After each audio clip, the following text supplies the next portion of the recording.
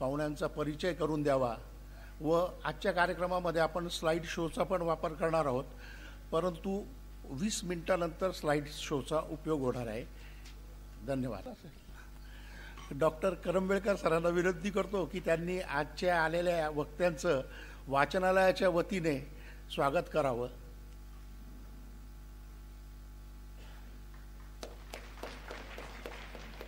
डॉक्टरांना आता बोलवतो की त्यांनी वक्त्यांचा परिचय करून द्यावा. सन्माननीय व्यासपीठ, आजचे पाहुणे, माझे जवळचे मित्र विवेक मेहत्रे, व्यंगचित्रकार म्हणून जे सगळ्यांना खूप जवळून माहितीचे आहेत, आमचे कार्यवाह राजेशजी ठोंबरे आणि सर्व संचालक मंडळ आणि आपले सगळे उत्सुक श्रोते. खरं म्हणजे आजचं व्याख्यान आहे हे म्हटल्यानंतर काही लोकांनी जरा शंका व्यक्त केली. अहो, तिकडे आनंद शिंदे आहे, पण लोकांना माहिती आहे, ज्या लोकांना माहिती आहे इथे आनंद अधिक आहे, ती मंडळी सगळी इथे पोहोचलेली आहे.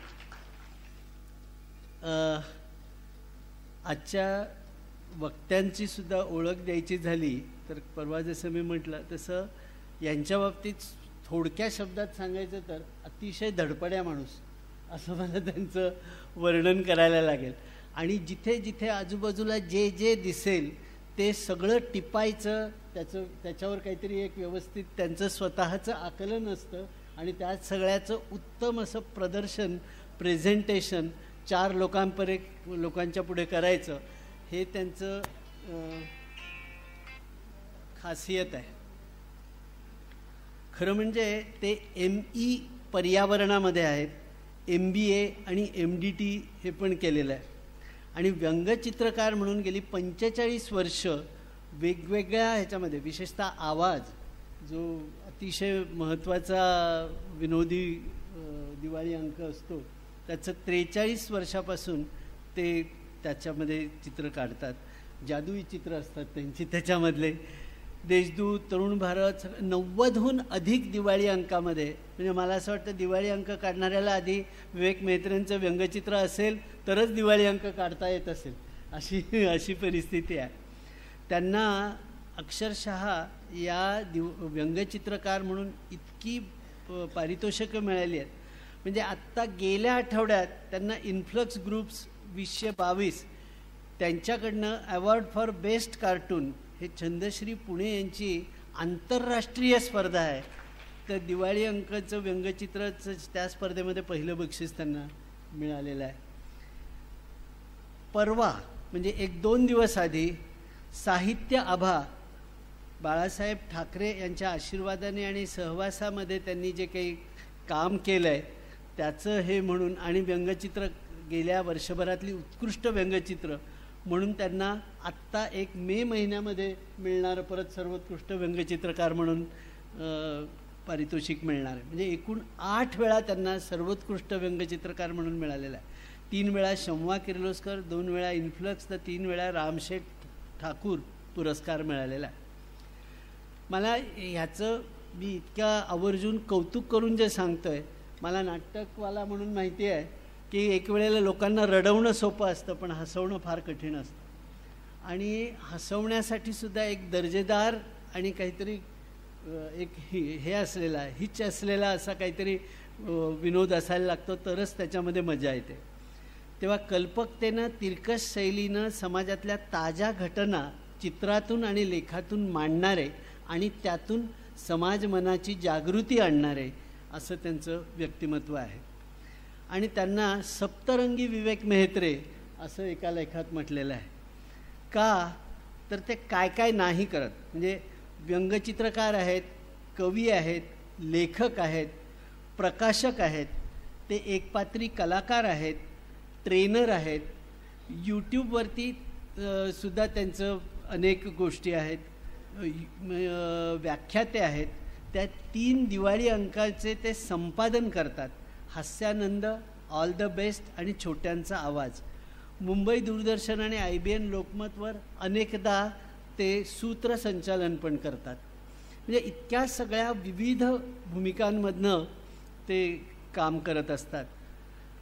मुख्य म्हणजे हे जे व्याख्याते म्हणून त्यांचं जे नाव आहे, चला यशस्वी होऊया, चला वेगानं वाचूया, बिकम अ यूट्यूबर आणि प्रेरणादायी अंतराळ यात्री सुनीता विल्यम्स, असे वेगवेगळे साधारणपणे 40-50 त्यांचे असे LCD प्रोजेक्टरवर किंवा ह्याच्यावरती सचित्र अशी व्याख्यानं ते देतात.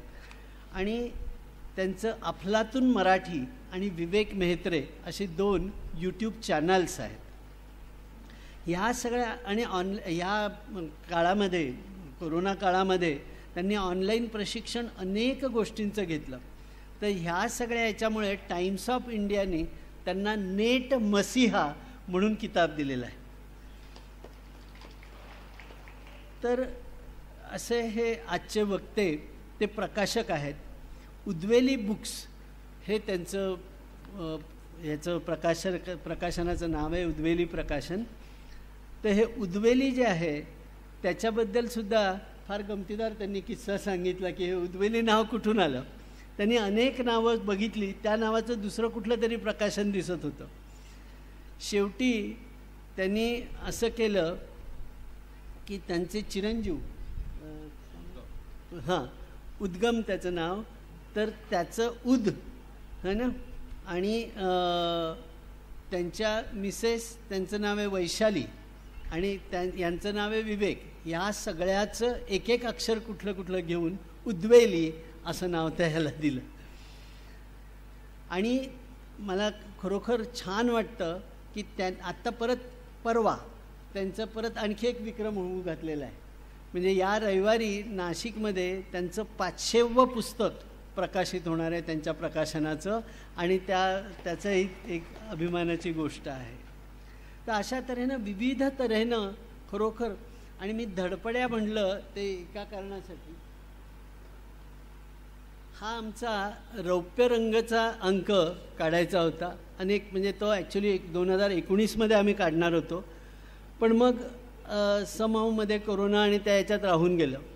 आणि मग अभिवाचन स्पर्धेच्या वेळेला आता प्रकाशन करायचं असं मनात आलं. आणि साधारणपणे एक 15-20 दिवस आधी त्यांना मी फोन केला, म्हटलं बा आम्हाला असा असा अंक काढायचा आहे, काय करणार, करूया ना. म्हणजे बाकी मी 3-4 प्रकाशकांना जेव्हा विचारलं, नाही असं नाही, किमान 3 महिने पाहिजे, किमान 2 महिने पाहिजेत असं म्हटलं. पण यांनी अक्षरशः 15-20 दिवसात ते आणि वैशाली वहिनी दोघांनीही अक्षरशः दिवसरात्र एक करून अतिशय सुंदर असं हे पुस्तक तयार केलं. त्याच्यामध्ये नाटकाशी रिलेटेड आमचे खूप छान असे लेख आहेत, आर्टिकल्स आहेत. तर मला असं एक वाटतं, आजच्या पाहुण्यांची खूप सारी ओळख करून देण्यापेक्षा त्यांच्या हस्ते हा रौप्यरंकाचा अंक आमच्या अण्णा धुमाळ यांच्या हातात मी सोपवतो. म्हणजे ती एक वाचनालयामधनं तुम्हाला सगळ्यांना एक सुंदर अशी त्यांची कलाकृती बघण्याची संधी मिळेल.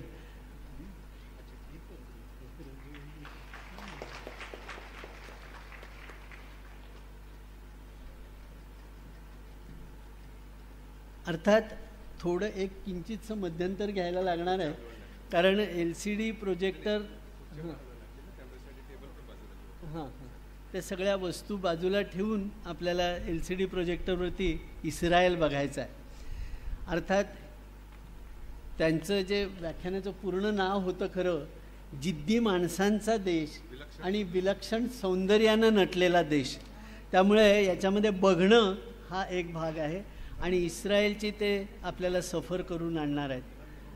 तेव्हा मी इथंच माझे हे संपतो. जगात अशा कितीतरी गोष्टी असतात की ज्या आपल्याला ठाऊक नसतात आणि त्या आपल्याला ठाऊक नाही हे सुद्धा आपल्याला ठाऊक नसतं. तर अशाच काही गोष्टींबद्दल मी तुमच्याशी बोलणार आहे. ऐकायला आवडेल सगळ्यांना? जरा हात वर करा. व्हेरी गुड, छान. आणि मला खात्री आहे 40गाव मधले रसिक किती गर्दी आहे हे मी यापूर्वी 3-4दा अनुभवलेलं आहे. त्यामुळे एका अशा विषयाबद्दल मला बोलायचं आहे की कदाचित इथल्या क्वचित एखाद्या व्यक्तीला या विषयाबद्दल माहिती असेल.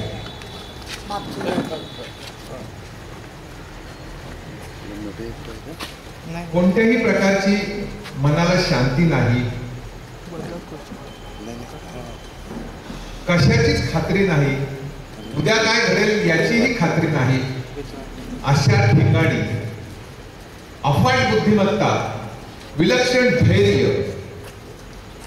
महत्वाकांक्षा आणि असामान्य देशप्रेम असलेल्या एका लोकसमूहाची सत्य कहाणी मी तुमच्या समोर सांगणार आहे. झालं असं, सन 2009 मध्ये मी अनेक विषयावरती व्याख्यानं देतो, जगभर फिरतो.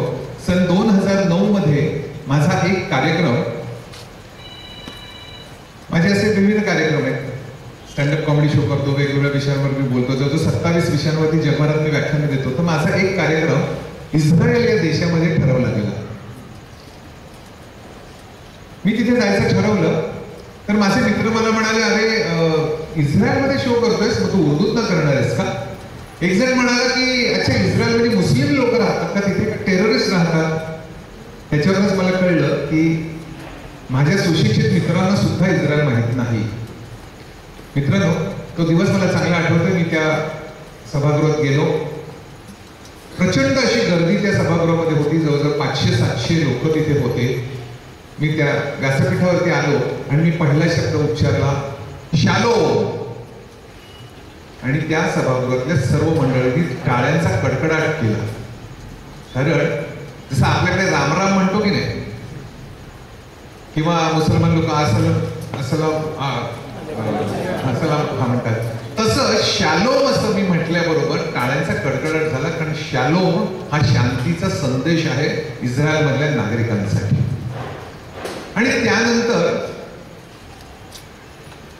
शुद्ध मराठीमध्ये मी 2.5 तास माझा कार्यक्रम सादर केला. कारण माझ्यासमोर बसलेली मंडळी ही इस्रायलमधले नागरिक असली तरी ते मराठी होते. आज इस्रायलमध्ये 55,000 मराठी माणसं राहतात. पण हे ज्यूज आहेत.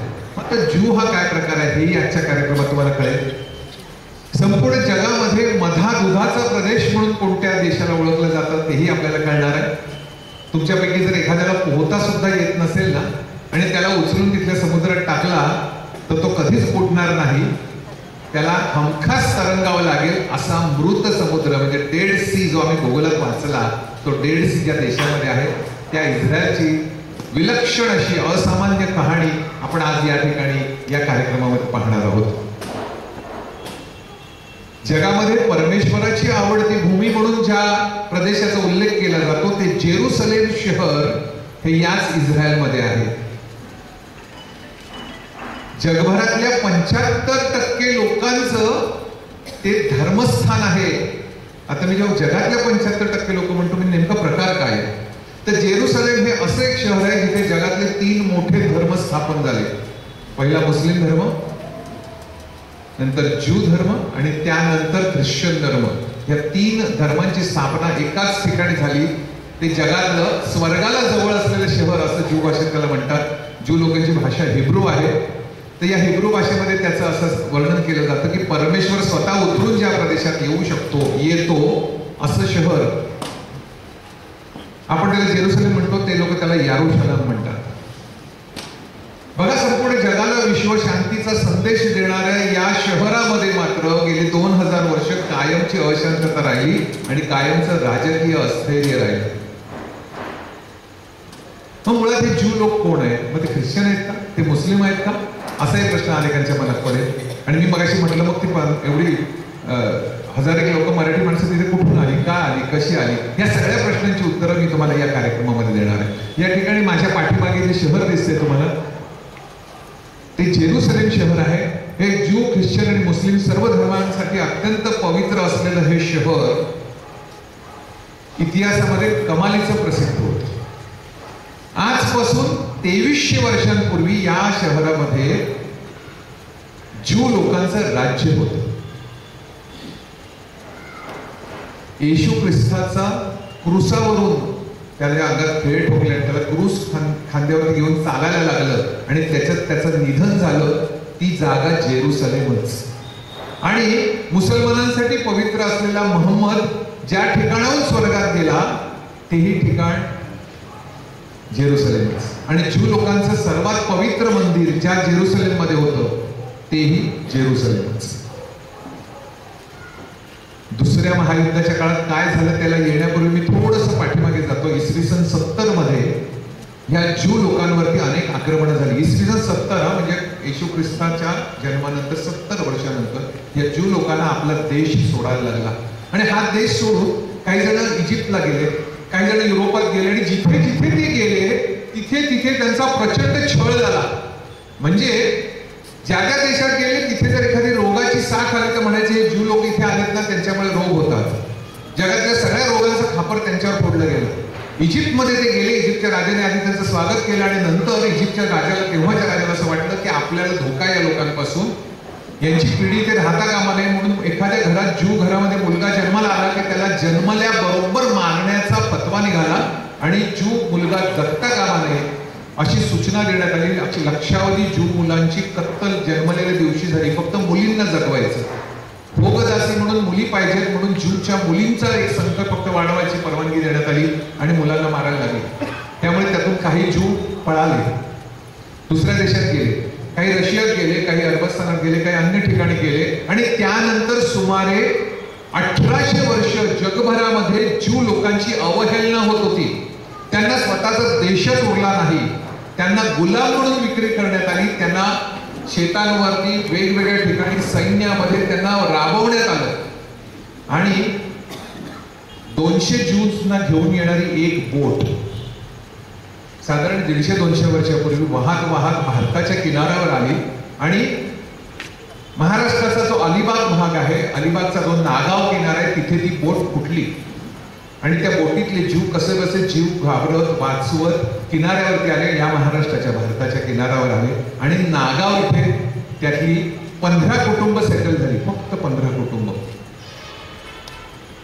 या ज्यू लोकांचा सगळ्या संपूर्ण जगामध्ये छळ झाला. फक्त भारत हा असा एकच देश होता की जिथे ज्यू लोकांना सन्मानाने वागवण्यात आलं. आणि त्यानंतर पुढची जवळजवळ 150 वर्ष ही पिढी भारतात आलेल्या ज्यूची, त्यांना नाव पडलं बेने इस्रायल. बेने इस्रायल हे त्यांना नाव पडलं त्या जमातीला.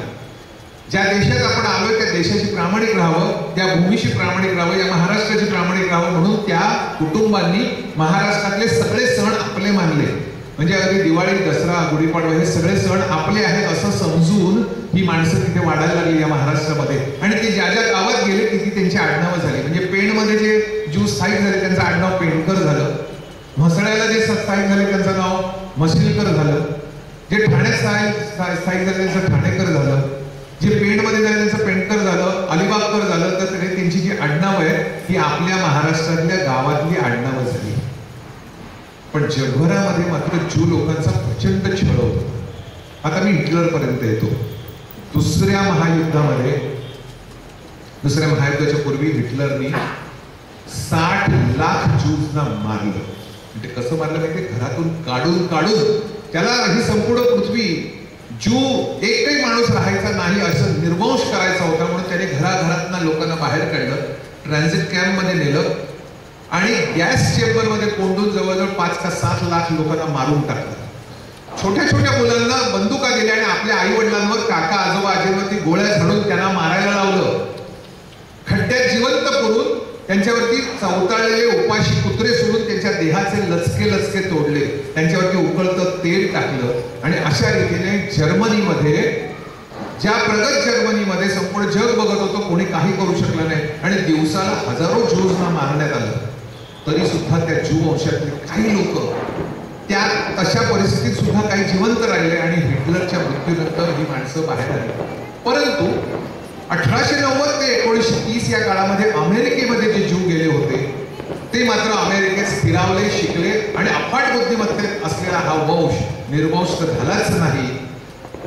पण प्रचंड महत्वाकांक्षा आणि प्रचंड बुद्धिमत्ता घेतलेला हा ज्यू लोकांचा समूह अमेरिकेमध्ये त्यांनी एक निर्णय घेतला की ज्या जेरुसलेम मधून आम्हाला 2000 वर्षांपूर्वी बाहेर काढण्यात आलं तो आमचा देश आहे, ती आमची भूमी आहे आणि ही भूमी आम्हाला मिळालीच पाहिजे असा एक निर्णय या ज्यू लोकांनी घेतला.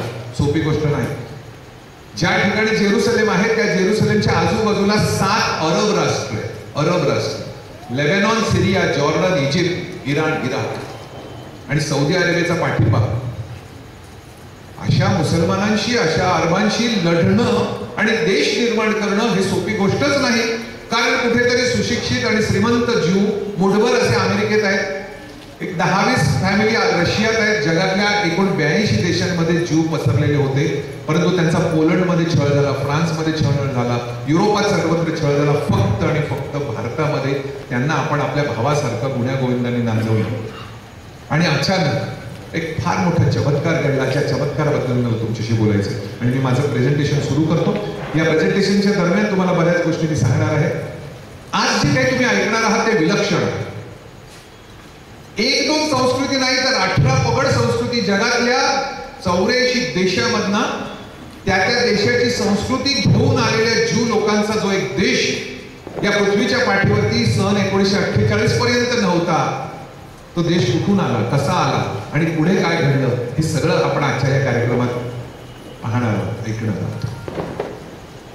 परमेश्वराने मला अशी संधी दिली ज्या इस्रायलमध्ये जायलाही लोकांना व्हिसा मिळत नाही, अशा इस्रायलमध्ये मी असंख्य वेळा गेलो आणि तो सुद्धा सांगायला मला अभिमान वाटतो की या इस्रायलमध्ये दरवर्षी महाराष्ट्र दिन दणक्यात साजरा होतो आणि त्या महाराष्ट्र दिनाला मला अनेक वेळा जाण्याची संधी मिळते आणि म्हणूनच हा कार्यक्रम मी तुमच्यासमोर सादर करू शकलो.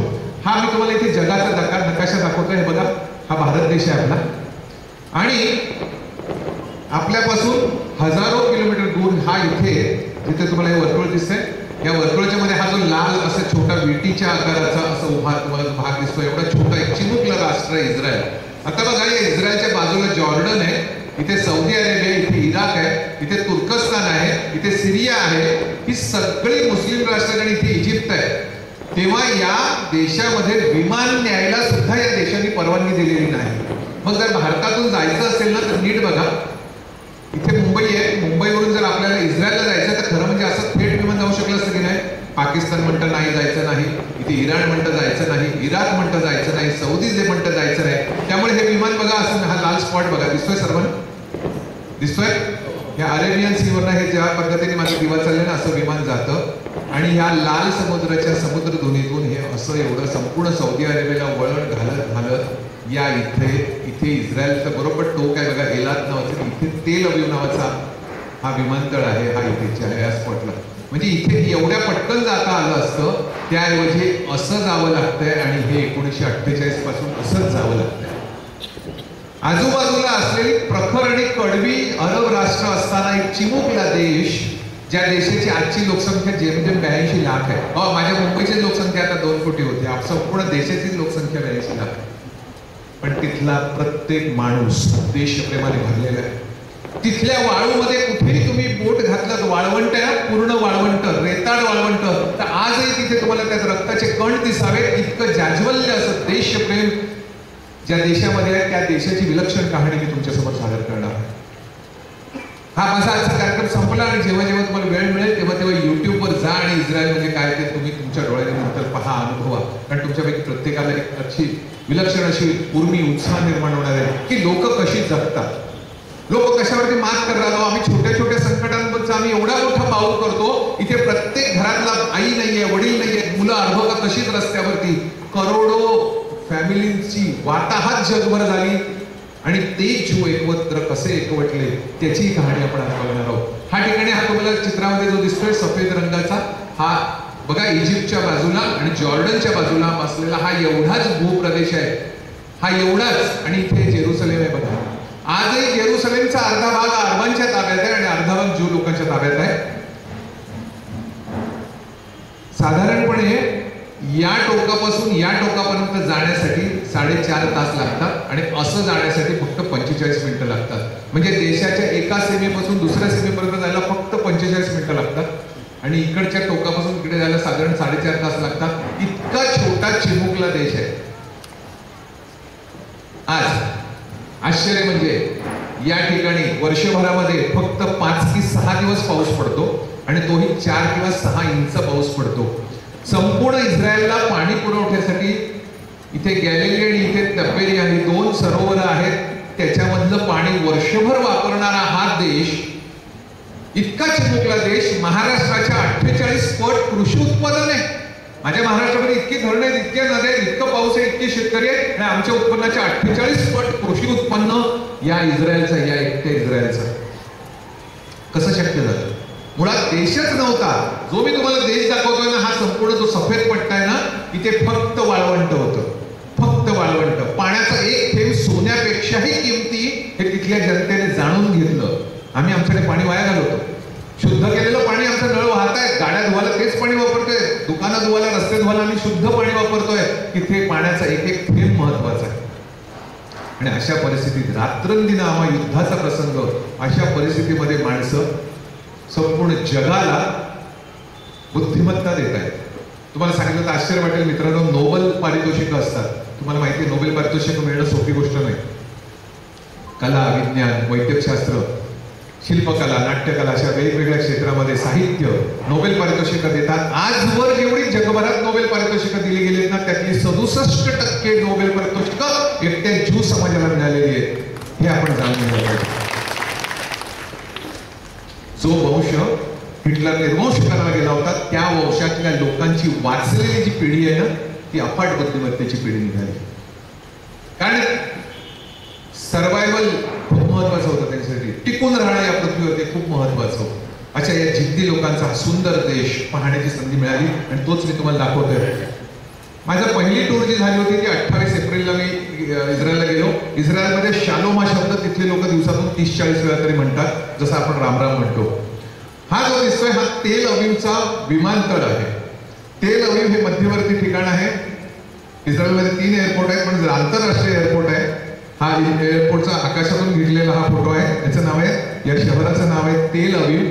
आणि इतके दिवस इस्रायलची राजधानी आणि सर्व जगभरातल्या देशांच्या एम्बॅसीज या तेल अवीव मध्ये होत्या. पण ट्रम्प आले आणि ट्रम्पने सांगितलं नाही, जेरुसलेम राज्य तुमची राजधानी करायला हवी. असो, हा सतत गजबजलेला हा तिथला एअरपोर्ट आहे. तेल अवीवचा मुख्य एअरपोर्ट हा तुम्हाला दिसतोय. आणि जसं मुंबई एअरपोर्ट कायम बिझी असतो, तसं जगभरातले पर्यटक या इस्रायलमध्ये येत असतात. कोणी कामासाठी येतात, कोणी शिकण्यासाठी येतात, कोणी टेक्नॉलॉजीसाठी येतात, कोणी टेक्नॉलॉजी विकत घेण्यासाठी येतात. आणि आश्चर्य म्हणजे जगातल्या अनेक देशांना आज शस्त्र पुरवण्याचं काम सुद्धा हाच शांतिप्रिय इस्रायल करतोय. इस्रायलला जाण्यासाठी जी एअरलाईन आहे त्याचं नाव आहे एल आल. तुम्हाला इथे दिसते बघा, EL आणि AL ही अक्षरं इंग्रजीत आहेत आणि हिब्रू मध्ये एल आल हे असं लिहिलेलं आहे. तर हिब्रू हा काय प्रकार आहे सांगतो. 2000 वर्षापूर्वी ज्यू लोकांनी म्हणजे त्यांच्या रोमन लोकांनी हल्ला करण्यापूर्वी त्यांची जी भाषा होती ती हिब्रू होती. मुळात सर्व ज्यूंना हाकलवून लावण्यात आलं. एकही माणूस एकमेकाशी संपर्कात नाही, त्यामुळे ही हिब्रू भाषा मरेल की काय अशी भीती असताना जशी संस्कृत टिकली. आज आपण संस्कृत वापरत नाही, पण संस्कृतचे अनेक ग्रंथ आहेत, अनेक श्लोक आहेत, अनेक कविता आहेत, धार्मिक ग्रंथ आहेत. ते जसे टिकले तसे या हिब्रू भाषा या ज्यू लोकांनी पाठांतर करून टिकवली. 2000 वर्ष एक भाषा टिकवणं ही सोपी गोष्ट नाही. छापील पुस्तकं नव्हती 2000 वर्षांपूर्वी. पुढच्या पिढीला सांगत सांगत सांगत जे कोणी जगले वाचले होते ना, त्यांनी आपल्या मुलांना सांगितलं की हिब्रू भाषा तुला आली पाहिजे. त्यांच्या मुलांनी त्यांच्या मुलांना, त्यांच्या मुलांनी त्यांच्या मुलाला, असं करून ही भाषा 2000 वर्ष टिकवली. आणि प्रत्येकाने आपल्या पिढीला पुढच्या सांगितलं की आपलं ध्येय आयुष्यात एकच आहे, जेरुसलेम. आपला देश असायलाच पाहिजे. ज्या देशाला नंतर इस्रायल नाव पडलं, पण आपला देश जेरुसलेम मध्ये व्हायलाच पाहिजे. हे 2000 वर्ष एक पिढी दुसऱ्या पिढीला, दुसरी पिढी तिसऱ्या पिढीला सांगते. जसं जिजाईंनी शिवाला सांगितलं की हिंदवी स्वराज्य व्हायलाच हवं, तसं ती पिढी सर्वांना सांगत होती की ज्यूंचा स्वतःचा देश असला पाहिजे. आणि नंतर नंतर इतकी पुढे वाईट अवस्था झाली.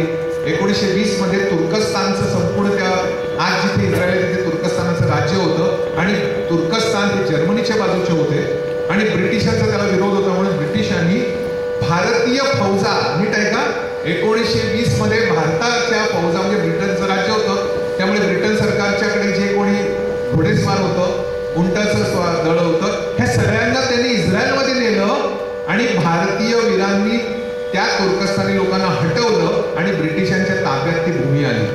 आता त्या भूमीमध्ये काय होतं, मेंढरं पाळणारे मेंढपाळ होते, अरब होते, ते जे बदावनी टोळ्या किंवा अरब टोळ्या होत्या आणि अत्यंत गरिबी त्या अरबांची, आळशी लोक असे त्या भूभागामध्ये होते.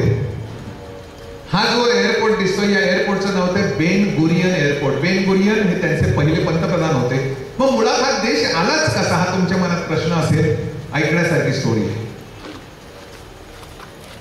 13 मे 1948ला या भागातून ब्रिटिश सरकार मागे जाणार होतं.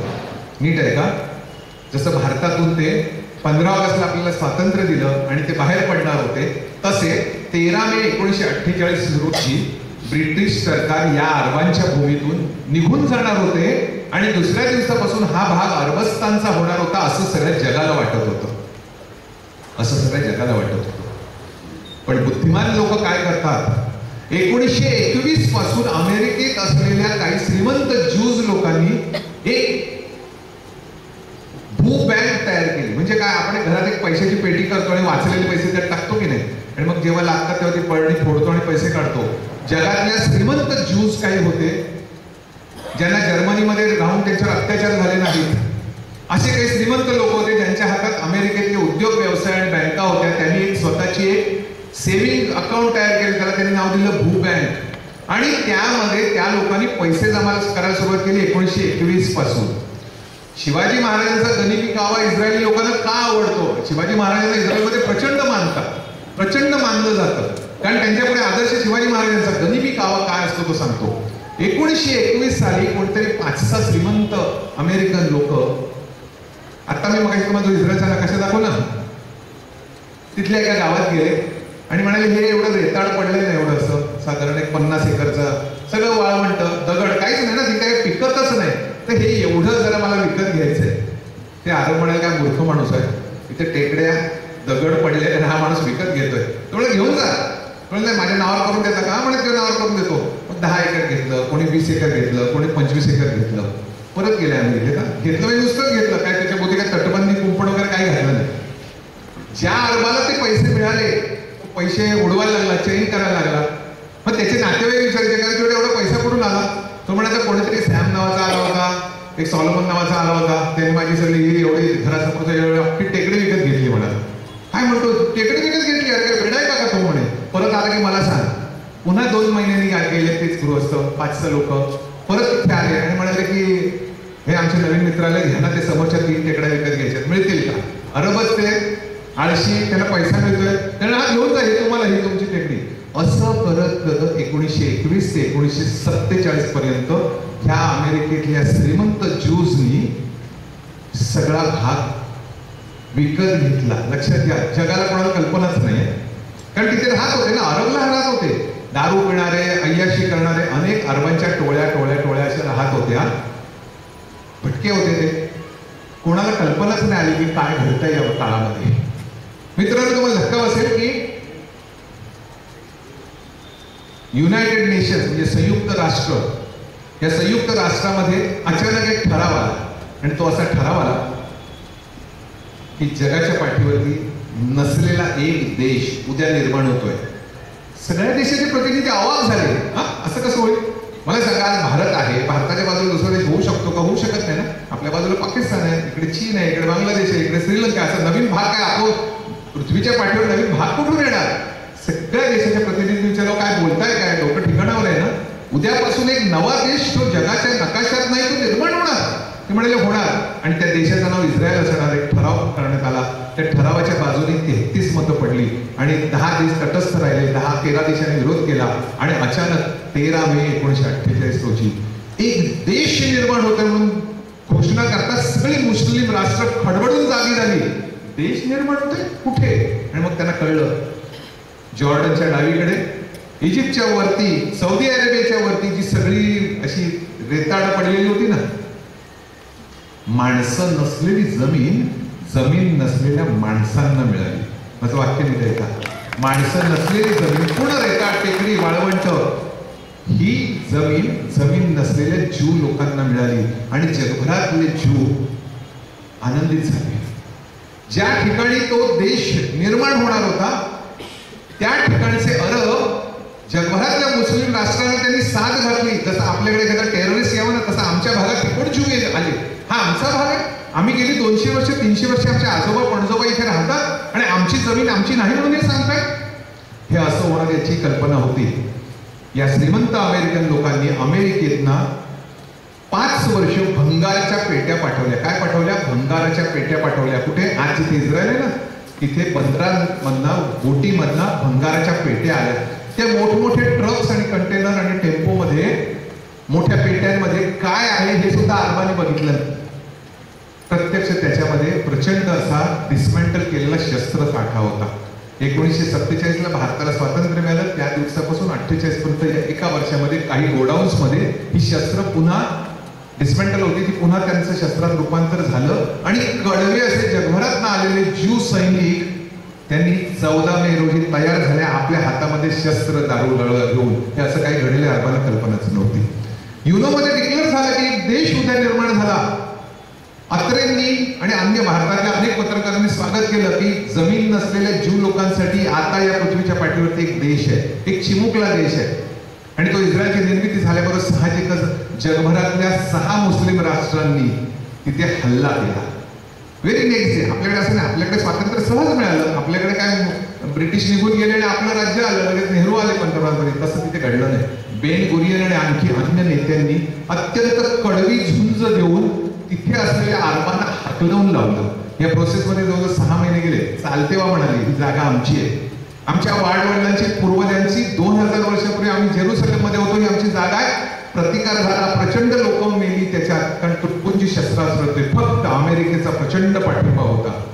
ब्रिटिशांनी जाता जाता खूप वाईट गोष्ट केली, त्यांनी पॉलिटिक्स केलं. अरबाला सांगितलं आम्ही जागा तुम्हाला देणार, आणि प्रत्यक्ष ती जागा युनोमध्ये पाठिंबा देऊन ती ज्यू लोकांना मिळाली.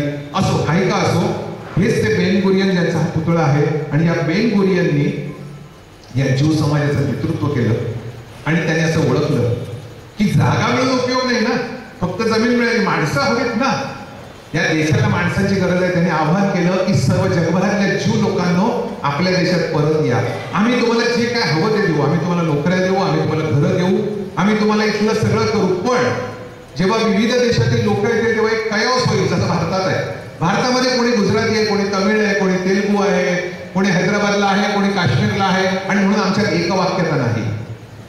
आम्ही साऊथ इंडियन लोकांना म्हणतो तू मद्रासी आहेस, ते वरती उत्तर प्रदेशमधल्या लोकांना म्हणतात तू भैया आहे. आमच्यात एकी नाहीये, कारण हा देश आमचा वेगवेगळ्या भाषांनी आणि वेगवेगळ्या जमातींनी राज्यांनी विभागला गेलेला आहे.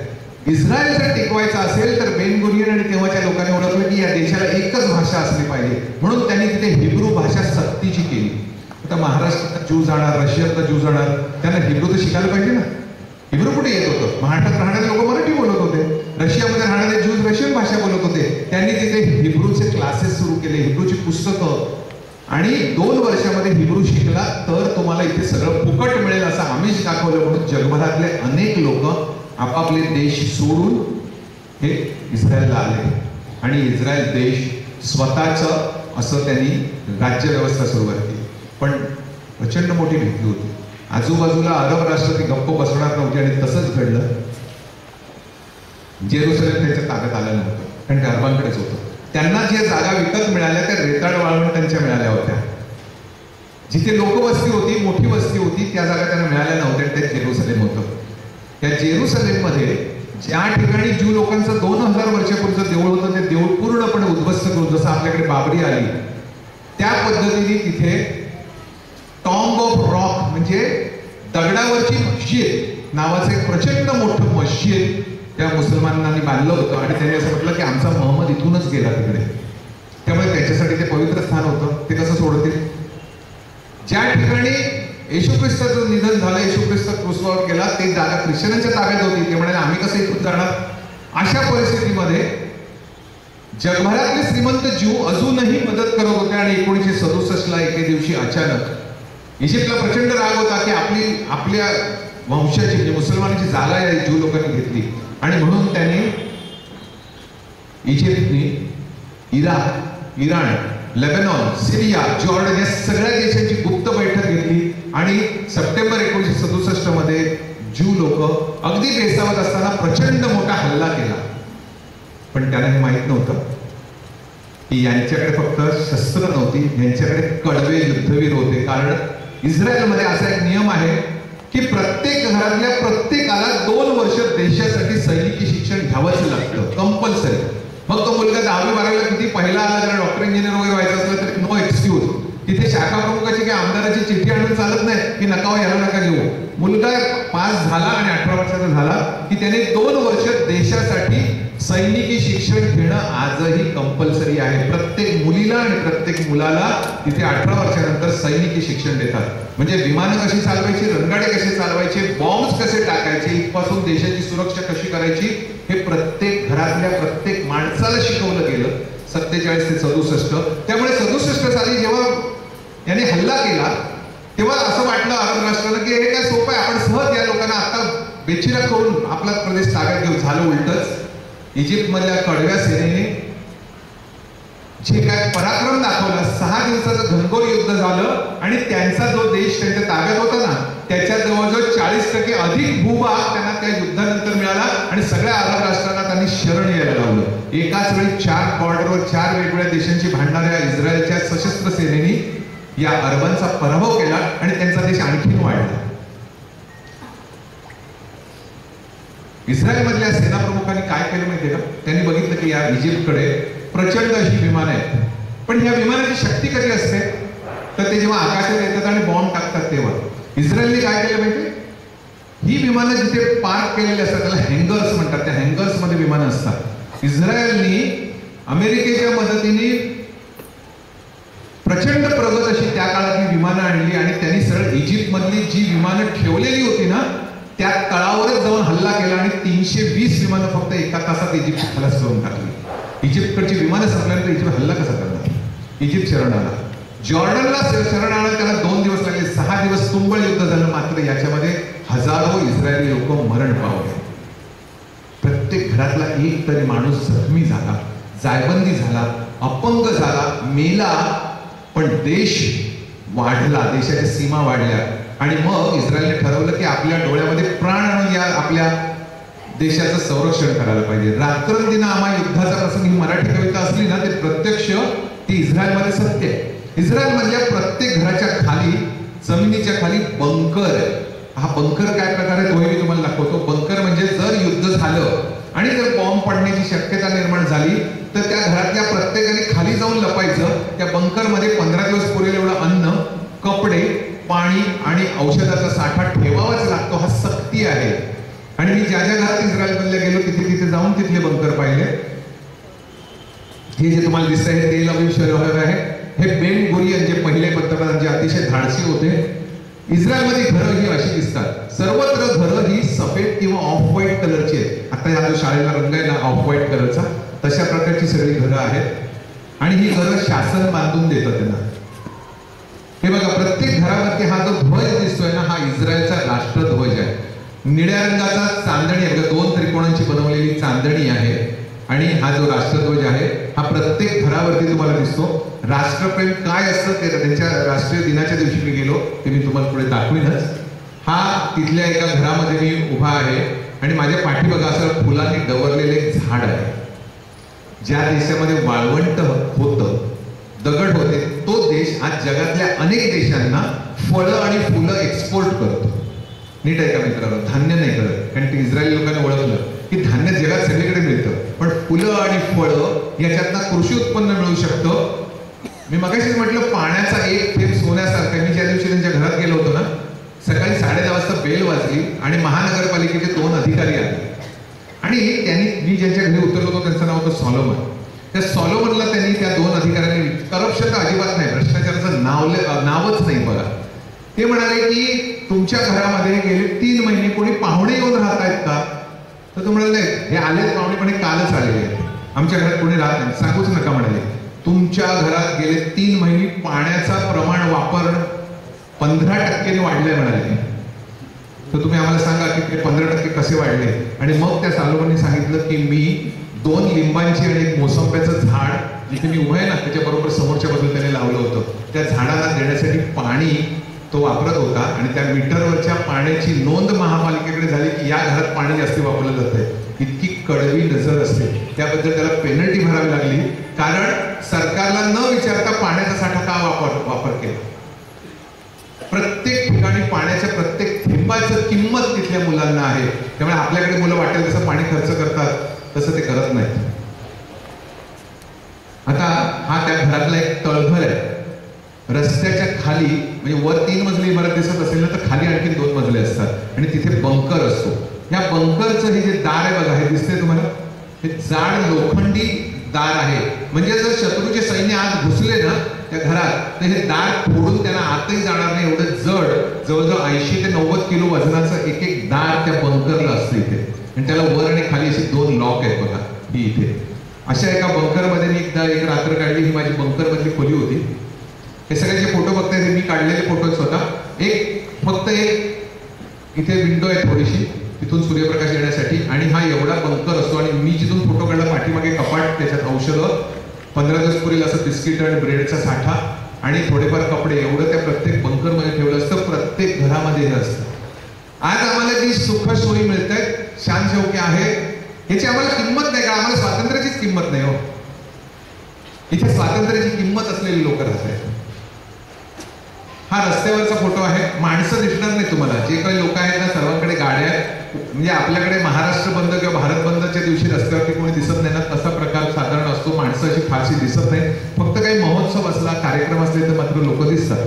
हे बघा, ही जी तोरणं लावलेत ही राष्ट्रध्वजाची लावली. मी ज्या दिवशी गेलो त्याच्या दुसऱ्या दिवशी इस्रायलचा राष्ट्र दिन होता, राष्ट्र स्थापना दिन होता. राष्ट्र स्थापना दिन म्हणजे त्यांच्याकडे 14 मे हा राष्ट्र स्थापना दिन म्हणून साजरा केला जातो. आणि प्रत्येकाने घरावर सजावटीसाठी अशा प्रकारे राष्ट्रध्वज लावलेले असतात.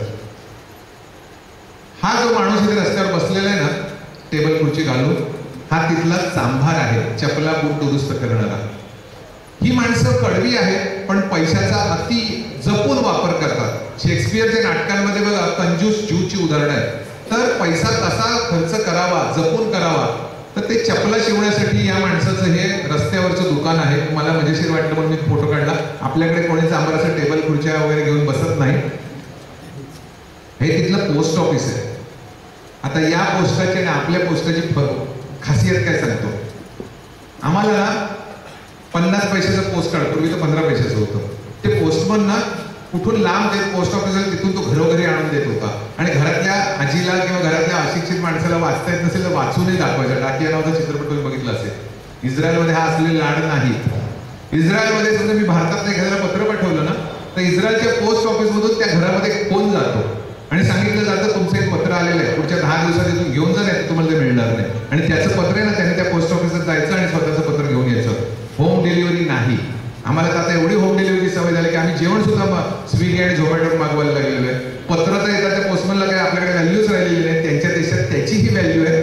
जेव्हा मी इस्रायलमध्ये पत्र पाठवतो, आता ईमेल आहे पण पत्र पाठवतो, ते पत्र आल्याचं पोस्ट ऑफिस लोकांना सांगतं फोन करून की तुमचं एक मासिक आलेलं आहे, तुमचं एक टपाल आलेलं आहे, ते घेऊन जा तिथे येऊन. आणि मग ते लोक त्या टपालाच्या कार्यालयाच्या वेळेमध्ये घेऊन जातात.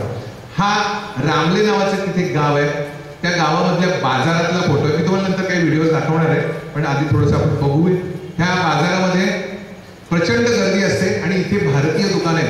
म्हणजे तिथे कॅलेंडर मिळतं, हळदीरामचं फरसाण मिळतं आणि भारतीय जे सगळे काही पदार्थ आहेत तेही तिथे मिळतात. कारण मराठी वस्ती खूप आहे त्या रामले गावामध्ये. तिथे अशदोद नावाचं एक ठिकाण आहे, एलात नावाचं एक ठिकाण, वेगवेगळे शहर आहेत आणि मराठी माणसं अशी विखुरली गेलेली. मी मगाचपासून मराठी माणसं आहेत, पण ती महाराष्ट्रीयन नाही. महाराष्ट्रात राहिलेली ज्यू लोक इस्रायल सरकारच्या आव्हानाला तोंड देत प्रतिसाद म्हणून इथून गेले. साधारणपणे 1964 ते 1994 या काळामध्ये भारतातले 95% ज्यू जे फक्त महाराष्ट्रात राहत होते आणि 5% ज्यू केरळमध्ये राहत होते, कारण आणखी एक बोट फुटली आणि ती केरळमध्ये लागली होती. एवढे सगळे ज्यूज होते. त्यातले आता महाराष्ट्रात फक्त 5% ज्यू राहिले. बाकी सगळे 95% ज्यू आपल्या ठाण्यातल्या, अलिबागच्या, पेणच्या जमिनी सोडून, जागा सोडून कायमचे तिकडे गेलेले आहेत. पण ते जाताना मराठी संस्कृती घेऊन गेले. ज्यू लोकांच्या देवळाला सिनेगॉग असं म्हणतात. ती मशीद नसते, ते चर्च नसतं, ते सिनेगॉग असतो. सिनेगॉग मध्ये कोणत्याही देवाची प्रतिमा नसते. त्यांच्या धर्मग्रंथातले उतारे चादरीवरती रंगवलेले असतात, त्याला तोरा असं म्हणतात आणि ते मी तुम्हाला दाखवणार आहे सिनेगॉग.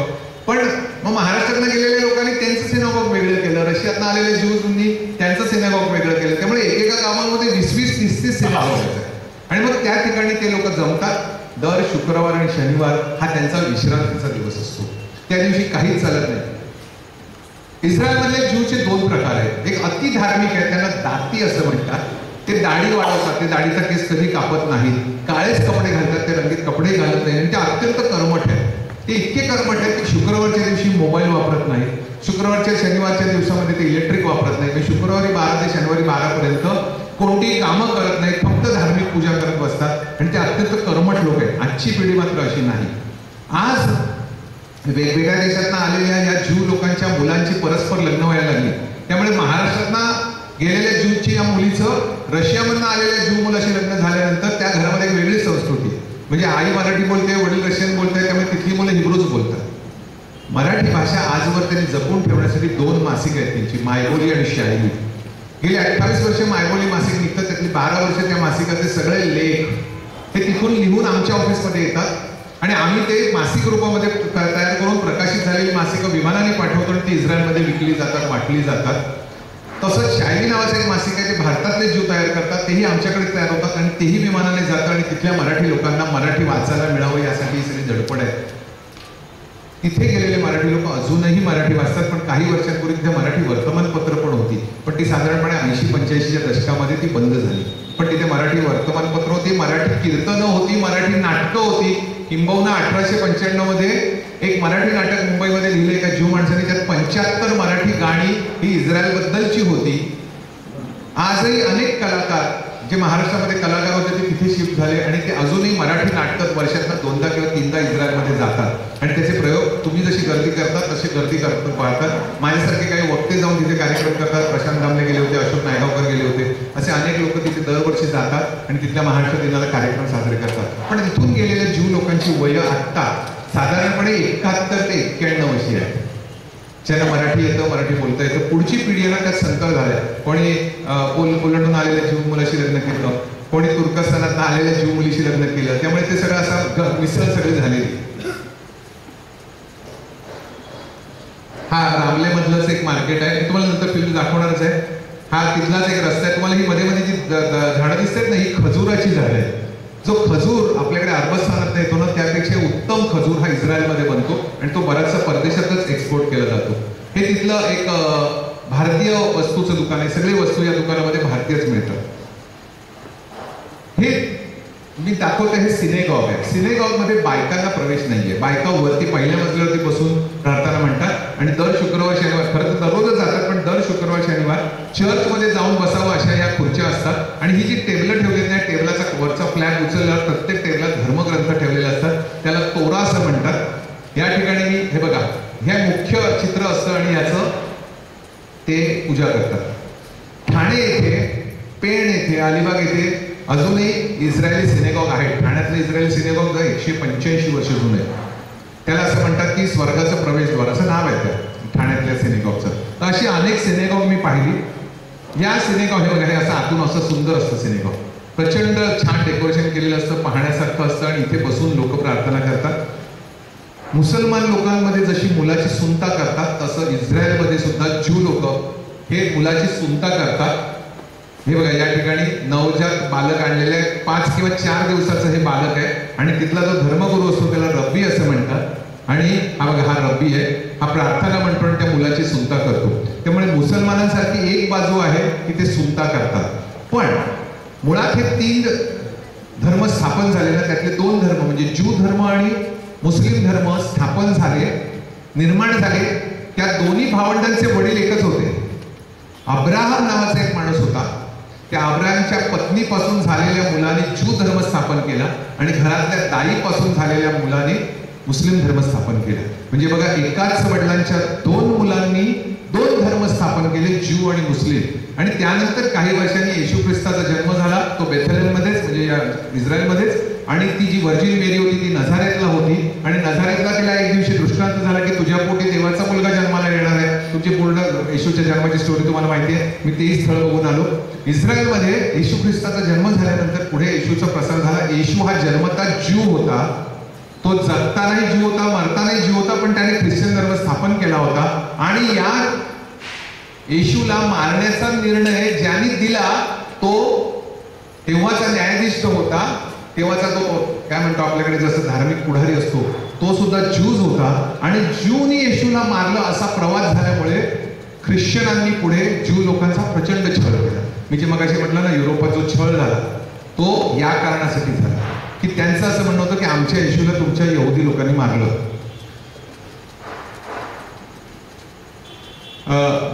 जसं आपल्याकडे बारसं करतात तसा हा विधी असतो सुनता झाल्यानंतर. आणि सगळे हे वेगवेगळ्या देशातनं आलेले ज्यूज लोक आहेत, त्यांच्या डोक्यावरती ना ही टोपी आहे बघा, एक सफेद, त्याला यरमुल्क म्हणतात. ही यरमुल्क टोपी घातलेला कोणी माणूस जर तुम्हाला विमानतळावर भारतातला दिसला तर हमखास समजा की तो ज्यू माणूस आहे.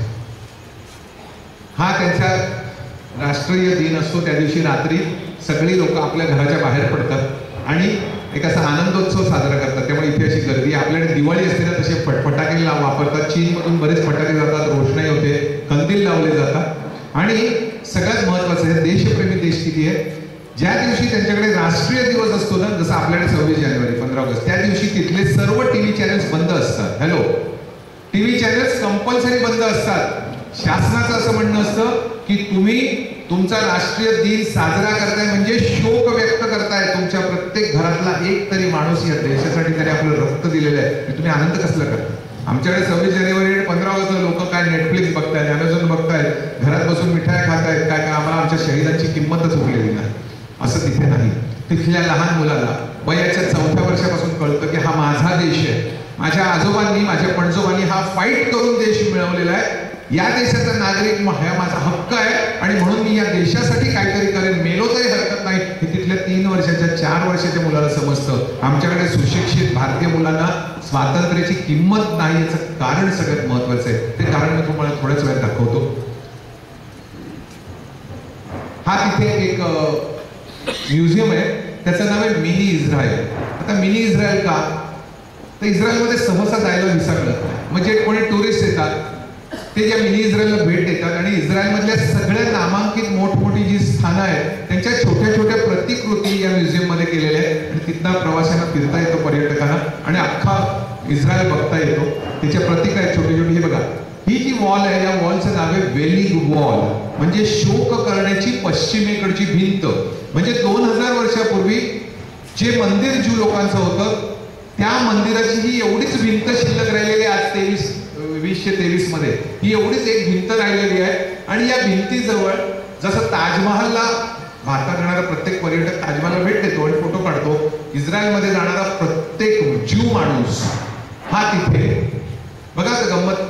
शुक्रवारी मुस्लिम लोक जाऊन जेरुसलेमच्या मशिदीमध्ये नमाज पडतात आणि असं समजलं जातं की जेरुसलेमच्या मशिदीमध्ये एक नमाज पाडला तुम्ही केला एक नमाज तर 40,000 नमाजचं पुण्य मिळतं. म्हणून जगभरातले मुस्लिम मक्का मदिना झाल्यानंतर हे जेरुसलेमला येतात. शनिवारच्या दिवशी जगभरातले ज्यूज इथे या वेलिंग वॉलला येतात आणि इथे नतमस्तक होतात, शोक करतात पूर्वीच्या पिढ्यांचा कसा अंत झाला आणि प्रार्थना करतात की आमचं भविष्य उज्ज्वल राहावं. यासाठी या वेलिंग वॉलला येतात. आणि रविवारच्या दिवशी जगभरातले ख्रिश्चन लोक याच जेरुसलेममध्ये येतात आणि तिथे येशूच्या सगळे जे अवशेष आहेत, म्हणजे तिथे येशूचं थडगा आहे, येशूला क्रॉस खांद्यावर घेऊन ज्या रस्त्याने तो येशू गेला ते ठिकाण आहे, येशूचं चर्च आहे, त्या ठिकाणी 3 लोक जाऊन तिथे प्रार्थना करतात. बघा, जगातले 3 देश एकाच शहरात येऊन आपापल्या धर्मानुसार प्रार्थना करतात, पण त्या शहरामध्ये मात्र शांती नाहीये.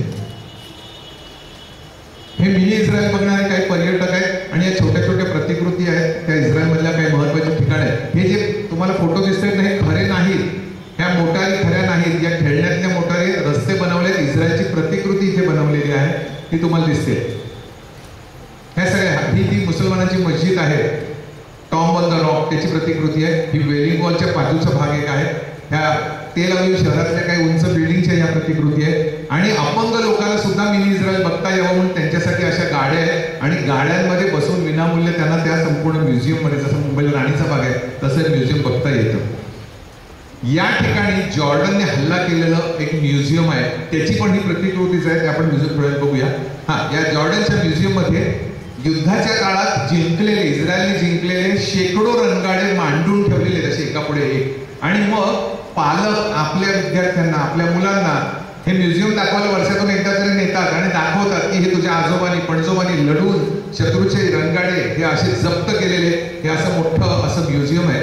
आणि तिथे असे शेकडो रणगाडे शत्रूचे जप्त केलेले त्यांनी म्युझियमच्या रूपात ठेवले. बघा, तुम्हाला दिसेल शेकडो रणगाडे. बघा, मी या ठिकाणी उभा, शेकडो रणगाडे आहेत असे. आणि ते या स्मृतीसाठी ठेवले की धर्माभिमान, देशाभिमान त्या मुलांमध्ये लहानपणापासूनच त्याच्या रक्तात यावा. म्हणजे तिथली आई आपल्या बाळाला दूध पाजताना जणू हे सांगत असते की हे तुला मी दूध देत नाही, तर या देशासाठी मी तुला लढण्यासाठी अमृत देते. ही जिद्द, ही कारण का शक्य झालं तर एकच देश, एक भाषा आणि एक धर्म. आमच्यासारखा 17 पगड देश नाही आणि राज्यकर्त्यांवर टीका करणारे वेगवेगळे पक्ष नाहीत. आणि त्यामुळे तिथे पटकन लोक एकत्र येतात, समूहाने येतात. मी मगाशी म्हटलं ना, विलक्षण असा हा लोकसमूह आहे, त्याला अभिमान आहे, देशाभिमान आहे. हे बघा, हे असा एक उंच रणगाडा एका उंचावरती त्याने ठेवलेला आहे. आता हे काय ते सांगतो. या गृहस्थांचं नाव आहे पेसा चेरेकर. हे तिथले युद्धामध्ये स्वतः भाग घेऊन जायबंदी झालेले. आणि ह्या जो चिलखती गाडी दिसते ही शत्रू राष्ट्राची अरबांची गाडी होती आणि या गाडीवरती बॉम्ब पडला आणि 16 लोक मरण पावले. हे एकटे पेसा चेरेकर त्या जिवंत राहिले.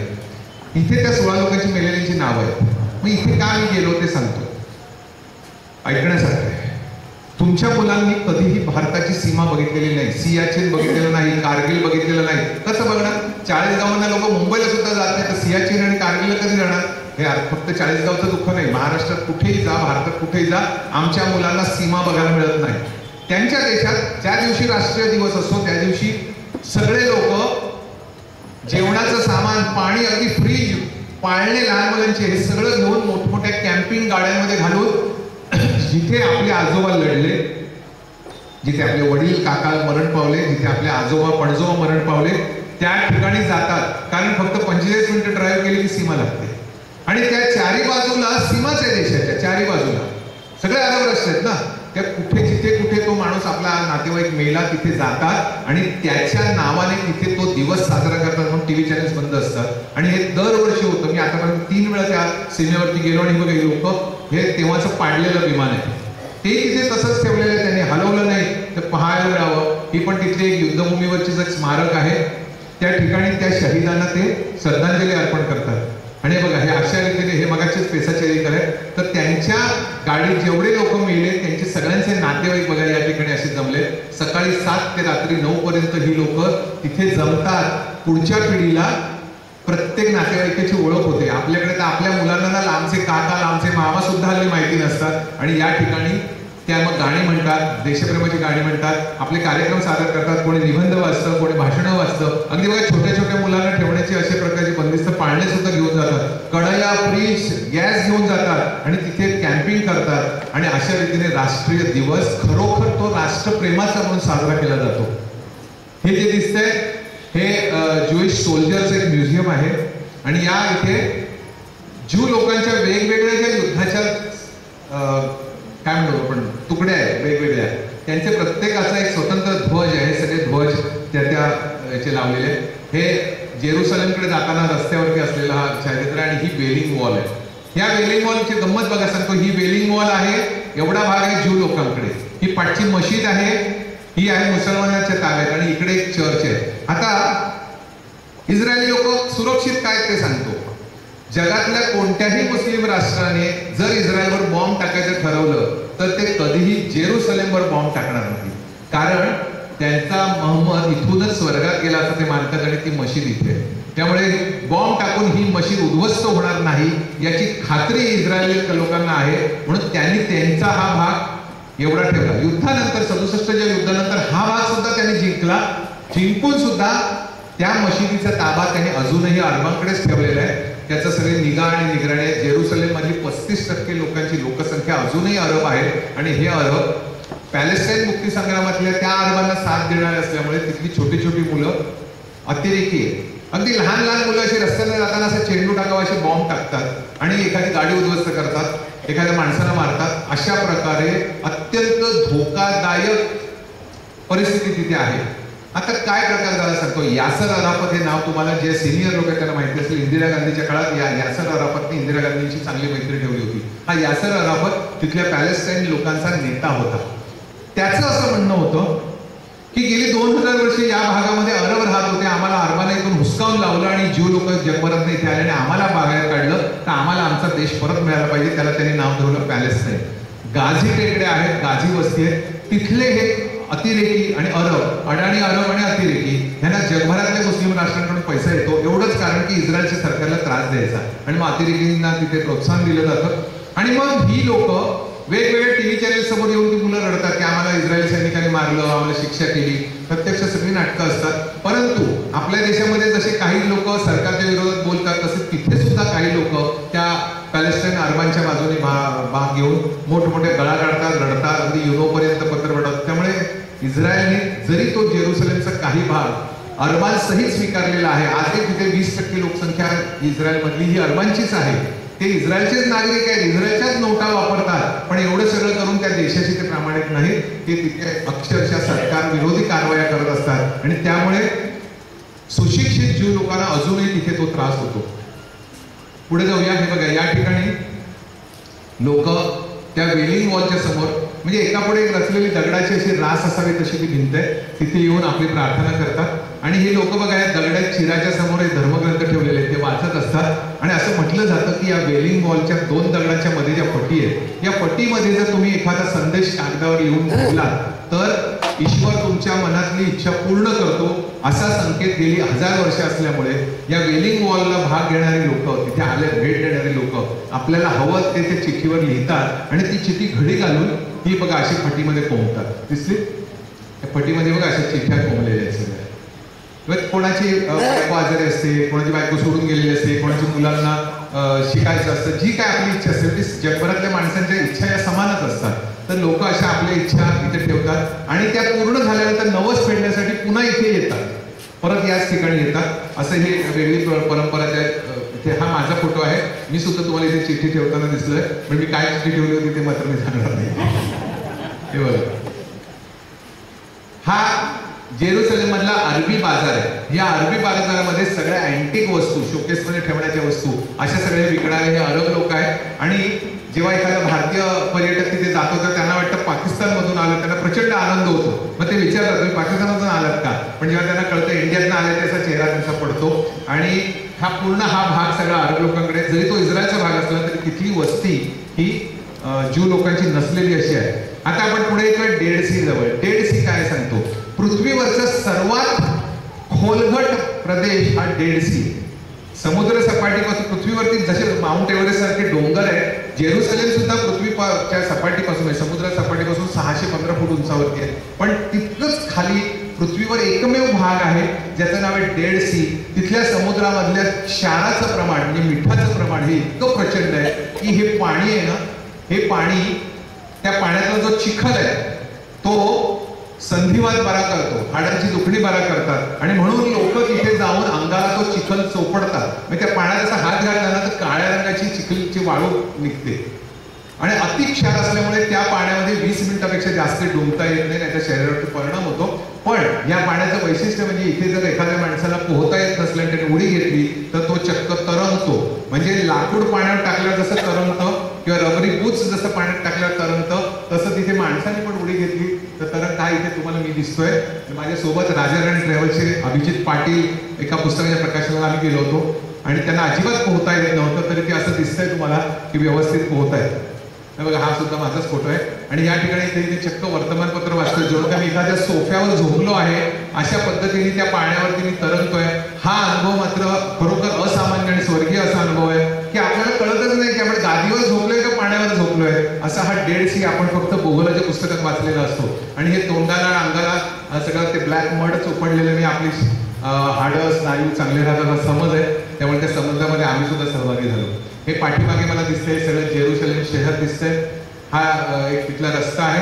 आता वैशिष्ट्य म्हणजे या गाड्यांवर, त्या गाड्या ज्या पार्किंग केलेल्या आहेत ना, नो पार्किंगच्या ठिकाणी फक्त तेच लोक गाडी पार्क करू शकतात ज्यांनी युद्धामध्ये कधीतरी जखमी झालेले किंवा त्यांच्या घरात एखादा माणूस मृत झालेला आहे, अशा शहीदाला सन्मान म्हणून चक्क नो पार्किंगच्या ठिकाणी सुद्धा आम्हाला गाडी पार्क करता येते. त्या गाडीच्या पुढे एक चिन्ह दिलेलं असतं, त्या चिन्हावर असं लिहिलेलं असतं की हा शहीद किंवा स्वातंत्र्यवीराच्या घरातला माणूस आहे. त्यामुळे अशा गाड्यामध्ये ते पार्क करता येतात. आज आपल्याकडे टोल नाक्यावरती आत्ता पुढे स्वयंचलित यंत्रणा आली, पण 15 वर्षापासून इस्रायलमध्ये टोल नाक्यावर गाडी अडवली जात नाही. गाडी निघून जाते, व्हिडिओ शूटिंग होतं, तुमची गाडी स्कॅन केली जाते आणि महिन्याच्या शेवटी टेलिफोनचं बिल येतं, तसं बिल येतं आणि त्यात सांगितलं जातं की तुम्ही इतके वेळा टोल नाका क्रॉस केलं त्याचं तुमचं हे एवढं बिल. आणि ते प्रामाणिकपणे लोक भरतात. तिथे असं सांगितलं की अमक्या मंत्र्याची गाडी, अमक्या आमदाराची गाडी, हा प्रकार तिथे नाही. हे बघा, हे ते चिन्ह आहे. हे चिन्ह गाडीत जर असेल तर गाडी पार्क करता येते. मी थोडंसं वेगाने पुढे जातो. या गृहस्थांचं नाव आहे नोहा मस्जिद. इंडो ज्यूइश फेडरेशन जे आहे त्याचे हे प्रमुख आहे. त्यांचं नाव होतं नोहा मशाळकर. त्यांनी ते बदलून नोहा मस्जिद केलं. त्यांची पत्नी आहे, इथे माझा फोटो आहे तुम्हाला. आणि त्यांच्या घरामध्ये मायबोली नावाच्या मासिकाचे ते संपादक आहे. ते उत्तम मराठी कवी आहेत. माय मराठीवरती त्यांनी 25हून अधिक कविता केल्या आहेत मराठी भाषेवरती. पण त्याची मराठी भाषेत लिहिलेली अनेक पुस्तकं पण आहेत आणि गेली 25 वर्ष ते मायबोली मासिकाचे संपादक आहेत. हेच ते नोहा मस्जिद. आजच मी त्यांना सांगितलं की मी हा कार्यक्रम करण्यासाठी 40 गावला येतो. त्यांना अतिशय आनंद झाला. विविध प्रकारच्या बांधकामांच्या या इमारती, प्रेक्षणीय अशा इमारती तिथे आहेत आणि या सर्व इमारती शासन बांधतं आणि लोकांना राहायला फुकट देतं. त्या ठिकाणी औषधाचा खर्च नाही. शासन त्यांच्या देशात राहायला आल्याबद्दल ज्यू लोकांचा सगळा मेडिकलचा खर्च हा शासन करतं. निवृत्तीनंतर तिथे निवृत्तीचं वय 65 आहे बरं का, 58 नाही. आणि तेही त्यांना कमी वाटतं. ते असं म्हणतात की आम्हाला 70 पर्यंत पेन्शन देऊ नका, आम्हाला रिटायर करू नका. आणि आमच्याकडे लोक 40-45 वर्षी काय म्हणतात मॉनिटरी रिटायरमेंटची भाषा करतात की आम्ही कसलं रिटायरमेंट, व्हॉलेंटरी रिटायरमेंट घेऊ. अरे काय परमेश्वराने रिटायर केले का? मेंदू चालू आहे, हृदय चालू आहे, हात चालू आणि आम्ही रिटायरमेंटची भाषा करतो. तिथे 65 वर्षापर्यंत लोक नोकरी करतात. फक्त दात डेंटल खर्च सरकार करत नाही. म्हणून ज्यू लोक महाराष्ट्रात येतात, मुंबईमध्ये येतात आणि दाताची ट्रीटमेंट करतात. बाकी सगळी ट्रीटमेंट त्यांच्या देशामध्ये होते. आता तिथले जे मॉल आहे, हा मॉल आहे. आपल्याकडे भाजी बाजार म्हणजे एवढी गर्दी, एवढा कलकलाट आणि एवढी घाण असते. तिथला भाजी बाजार एअर कंडिशन्ड आहे. आणि हे बघा अशी प्रचंड मोठ्या प्रमाणात बघा कांदे, बटाटे, बाकीचे वस्तू, कलिंगड हे अशी इतके शांत आणि स्वच्छ वातावरणामध्ये. हे बघा आंबे आहेत, वेगवेगळी फळं, जगभरातली सगळी फळं. आणि एक ट्रॉली, जसं आपण मॉलमध्ये वस्तू खरेदी करतो तर सगळ्या इस्रायलमध्ये प्रचंड फळफळावळ, प्रचंड. म्हणजे ज्या देशामध्ये वाळवंट होतं तिथे त्यांनी अक्षरशः भूस्वर्ग निर्माण केलेला आहे. स्प्रिंकलिंग सिस्टीम त्यांनी आणलेली प्रथा आहे. बरं तिथल्या हॉटेलमध्ये आपण गेलो ना, तुम्ही स्थानापन्न झालात हॉटेलमध्ये की तिथला वेटर ना हे एवढे पदार्थ आधी आणून ठेवतो. जसं आपल्याकडे जेवणात चटणी आणि कोशिंबीर असते ना किंवा लोणचं असतं, तर तसं हे एवढे सगळे पदार्थ तिथे फुकट आणून ठेवतात. मेन डिश तर यायचीच आहे, ऑर्डर पण केलेली नाही का आधी वेटर पहिले हे एवढं आणून ठेवतो. इतक्या विविध प्रकारच्या लोणचं, चटण्या, आचार हे सगळं ते आधी आणून ठेवतात. एवढं कधी खाणार कोण माणूस? तर तिथे जे पदार्थ आहेत त्यातला फलाफला फार मोठा पदार्थ आहे. नंतर फोटो पण दाखवेन तुम्हाला. अरबस्थानातले अनेक पदार्थ आज किंवा लेबननमधले अनेक पदार्थ ज्यू लोकांचे पदार्थ म्हणून प्रसिद्ध आहेत. हे नझारेत आहे. नझारेत म्हणजे मेरीचं ठिकाण होतं. व्हर्जिन मेरी याच ठिकाणी होती आणि याच ठिकाणी तिला दृष्टांत झाला. आणि अतिशय हे बघा हा या ठिकाणी तिला दृष्टांत झाला. आणि हे तिथे इथे या अशा घरामध्ये तिने येशूला वाढवलं. त्यामुळे हे असंच्या असं ठेवलेलं आहे घर. ते घराचं कायापालट केलं नाही त्यांनी. हे ते चर्च आहे नझारेत मधलं. ते जगभरातले पर्यटक येतात आणि इथे भिंतींवरती मेरी आणि येशूच्या जीवनातली असंख्य चित्र वेगवेगळ्या देशातल्या चित्रकारांनी काढून पाठवलेली आहेत. भारतीय चित्रकारांची आहेत, पाकिस्तानी चित्रकारांची, सगळ्या जगभरातल्या चित्रकारांनी मेरीवरती ही अशी हे जपानी चित्रकारांनी काढलेले चित्र आहेत. त्यांच्या शैलीत. आता ही बाई जपानी दिसते तर जपानी चित्रकाराची मेरी आणि भारतीय चित्रकाराची मेरी अर्थातच दिसायला वेगवेगळी, पण अशी मोठी 20-20 फुटाची चित्र आहेत. या माणसाचं नाव आहे राबिन.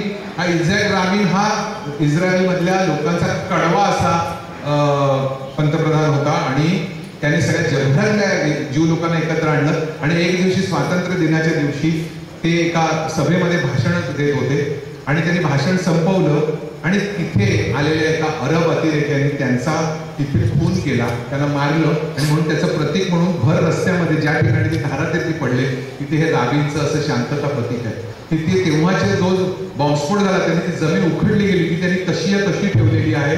आणि या ठिकाणी हे प्रतीक हे तेल अवीवमध्ये घडलं. हे तेल अवीवचा समुद्र किनारा आहे. जगभरातला एक सगळ्यात सुंदर असा समुद्र किनारा आहे. जगभरातले पर्यटक इथे विश्रांतीसाठी येतात. इस्रायलमध्ये शुक्रवार शनिवार रजा असते म्हणून माझेही कार्यक्रम तिथे शुक्रवारी होतात. मराठी नाटकं सुद्धा शुक्रवार शनिवारीच होतात. कारण आपल्याकडे रविवारी रजा असते, तिकडे शनिवारी रजा असते. म्हणून या लोकांना भारतामध्ये बेने इस्रायलनं शनिवार तेली म्हणतात. कारण तेल गाळण्याचा व्यवसाय त्यांनी महाराष्ट्रामध्ये ठिकठिकाणी केला म्हणून त्याला शनिवार तेली असं म्हणतात. हा रस्त्यामध्ये एक भिकारी आहे, तो सुद्धा एवढा पॉश आहे आणि अशा प्रकारचे एक वाद्य वाजवून तो त्याची रोजची गुजरण करतात. रस्त्यामध्ये असलेली स्ट्रीट रेस्टॉरंट्स आहेत. ही कापडं वगैरे विकण्याचा बाजार, आठवडी बाजार भरतो, तिथला फोटो आहे. जुनी दुर्मिळ वस्तूंचं म्हणजे जसं मुंबईत चोर बाजार आहे तशा प्रकारची वेगवेगळी फर्निचर विकण्याचं एक दुकान आहे. आणि आता मी जातो ते स्टॅलेक्टाईट केव्ज मध्ये. स्टॅलेक्टाईट केव्ज म्हणजे काय सांगतो, आपल्याकडे स्वयंभू लिंग आहेत बघा, शिवलिंग स्वयंभू लिंग आहेत जी जमिनीत अशी वर आलेली आणि इथे उलटी पिंड असते. या स्टॅलेक्टाईट केव्ज मध्ये प्रकार उलटा घडला. जमिनीच्या खाली अशा प्रचंड गुहा आहेत आणि या गुहाला सोकेर केव्ज म्हणतात. या गुहांमध्ये समजा पृथ्वीचा आपली भूपृष्ठ आहे आणि समजा कुठेतरी भोग पडलं तर या भोकातनं जर पाणी खाली गेलं तर ते वरून सिलिंग मध्ये खाली गेले की नाही खालची गुहे, तर त्या तिथे असलेल्या बॉक्साईट, चुनखडी आणि बाकीच्या पदार्थांनी ते पाणी शोषून घेऊन त्याच्या काय. आणि ती इतकी देखणी आहे आणि ती इतकी पाहण्यासारखी आहे, ती पाहण्यासाठी जगभरातले पर्यटक येतात. त्याला स्टॅलेटाईट केव्ज म्हणतात. आपण बघूया. हे बघा, ही सगळी अशी चित्रविचित्र वरून खाली येईल आहेत बघा, खालून वर नाही आलेली, ही तरंगणारी आहेत सगळी. ह्या बघा, हे तरंगणार आहे.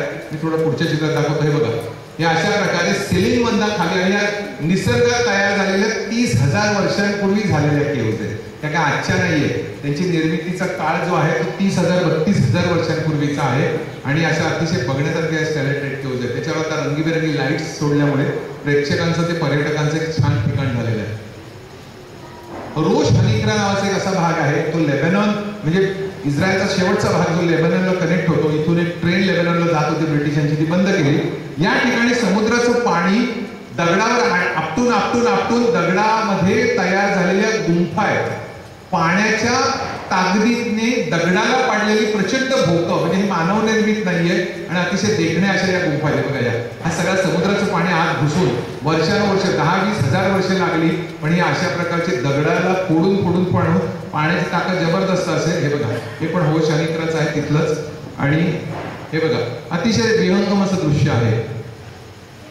इस्रायलच्या तळाला एलात नावाचं शहर आहे. तिथे जगातलं एक सगळ्यात मोठं अप्रतिम असं मत्स्यालय आहे. हे जे दिसतंय ना, त्याला ऑब्झर्वेटरी आहे, पण ती सी ऑब्झर्वेटरी आहे. आणि इथून खाली उतरता येतं, म्हणजे समुद्रात खाली उतरता येतं आणि पृथ्वीच्या पोटात जाऊन असं समजा की आगगाडीच्या आकाराचा एक प्रचंड मोठा प्रदेश जमिनीच्या खाली गेला आणि त्याला दोन्ही बाजूनी काचा आहे.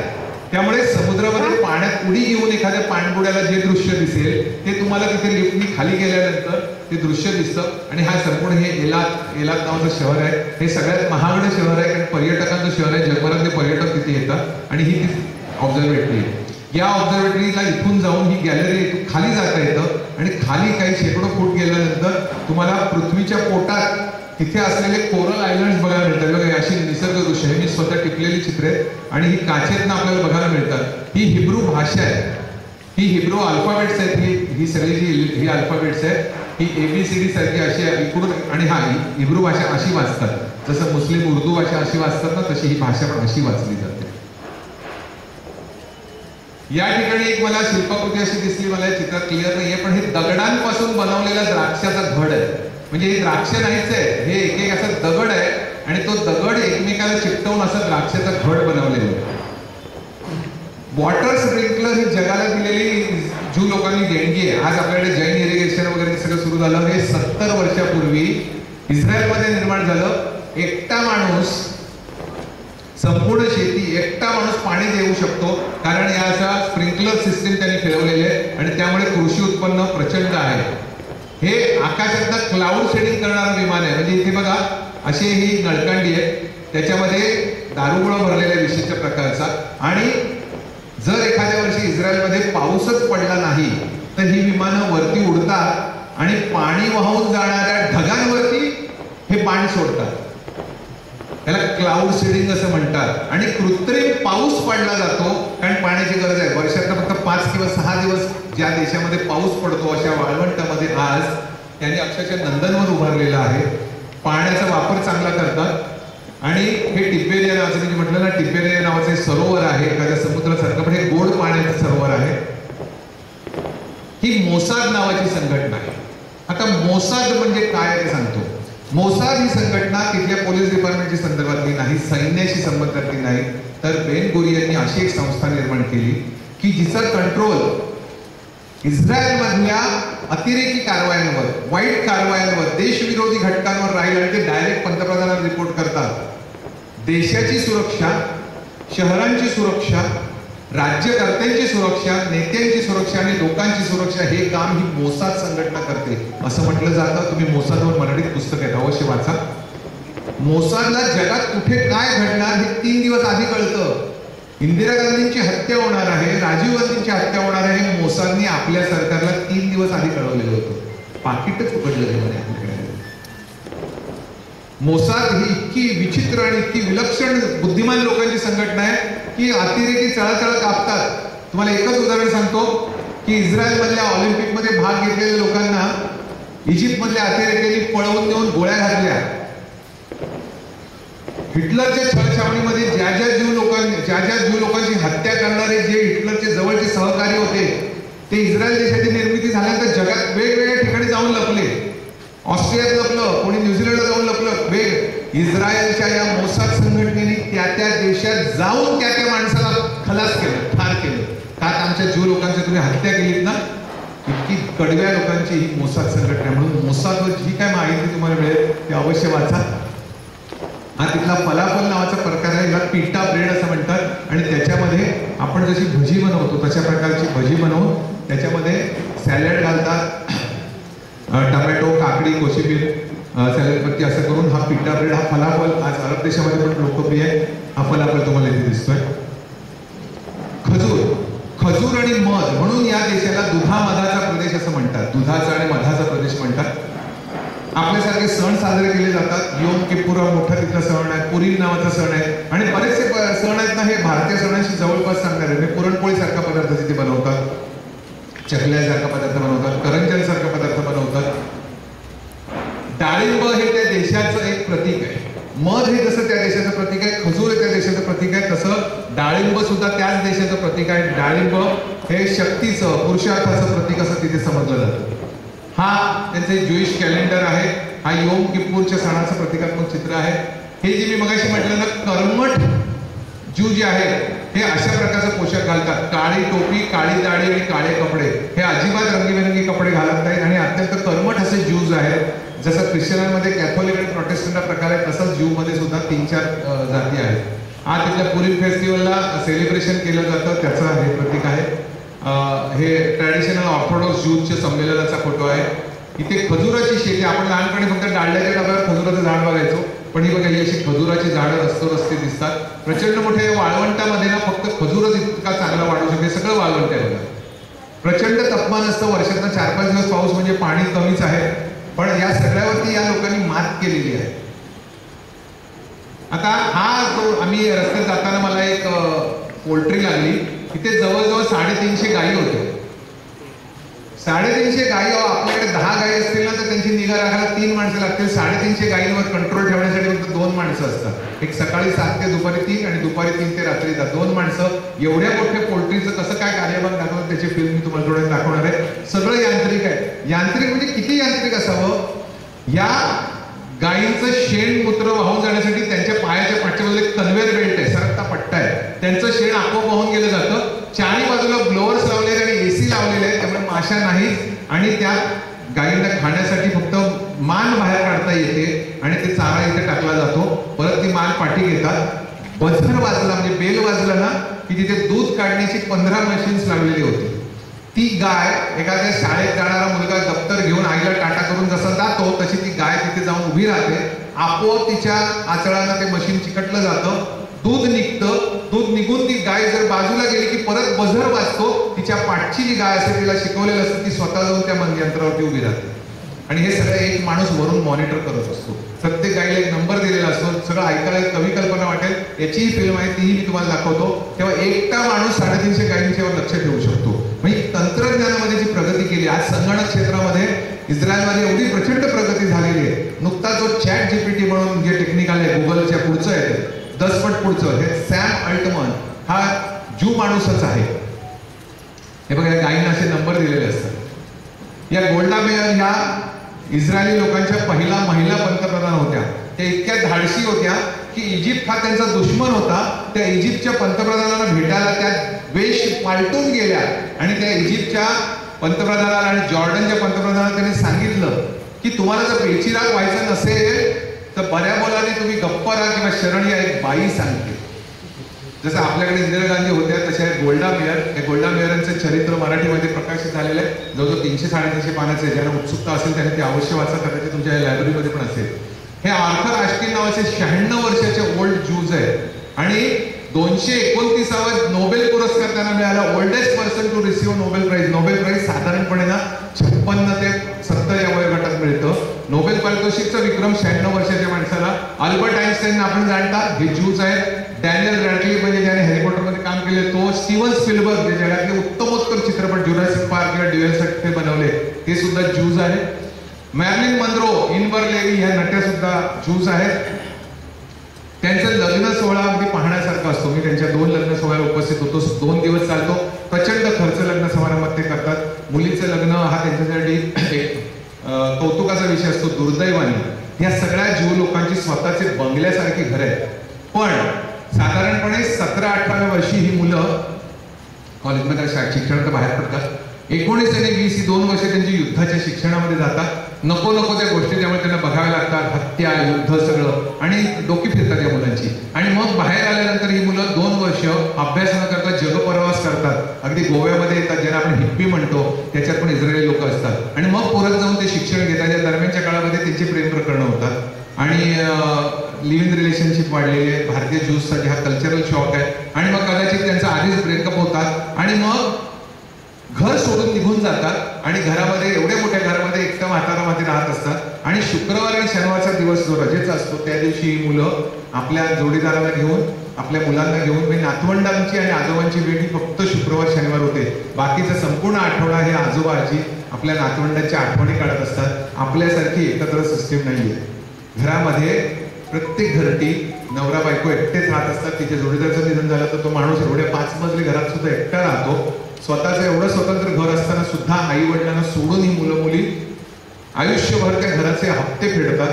कारण पूर्वीच्या आलेल्या ज्यूजना सरकारने घरं फ्री दिली.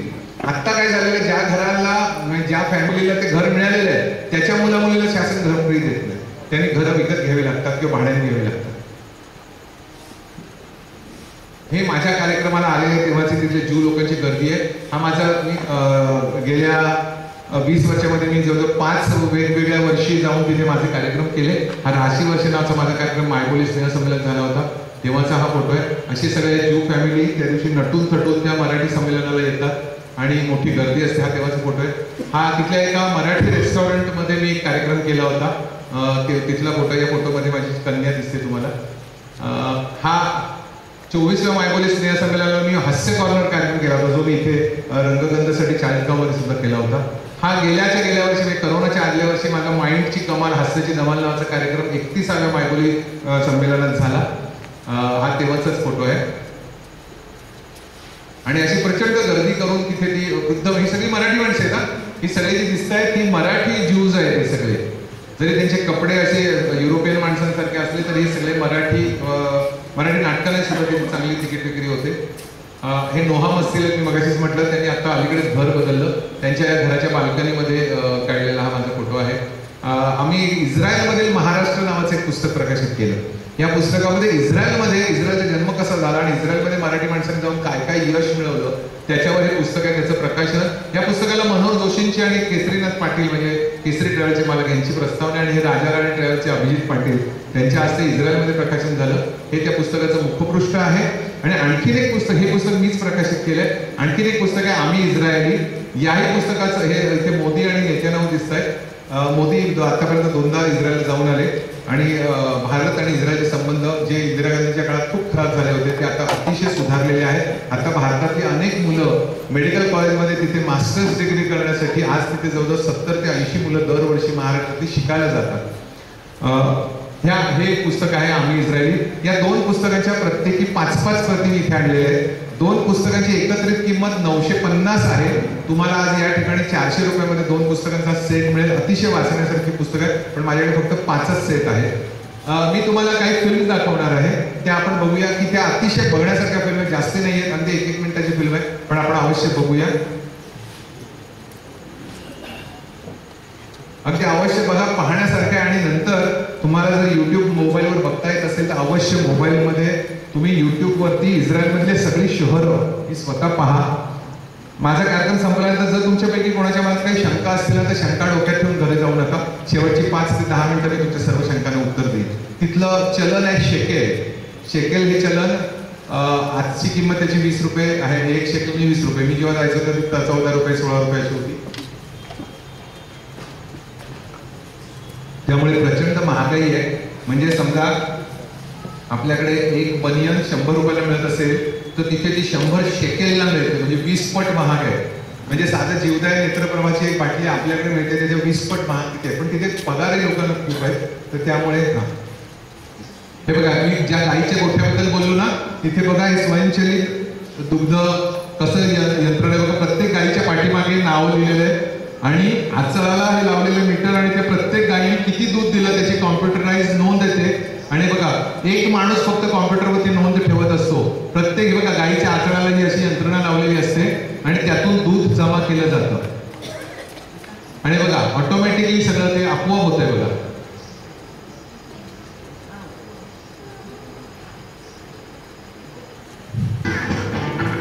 ही सॅलेट एक गुहा आहे, ज्या गुहेमधलं मगाशी मी वर्णन केलं हे बघा. हे बघा अशा प्रकारच्या या वरून उलटी असलेली लिंगाच्या आकाराची या केव्ज आहेत आणि या दगडाच्या झालेल्या आहेत वर्षानुवर्ष.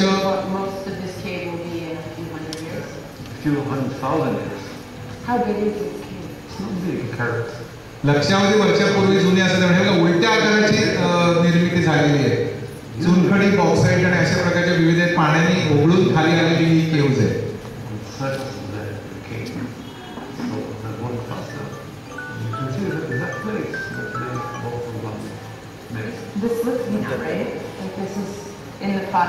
अगदी आपण शेवटाकडे आलेलो आहोत. नेक्स्ट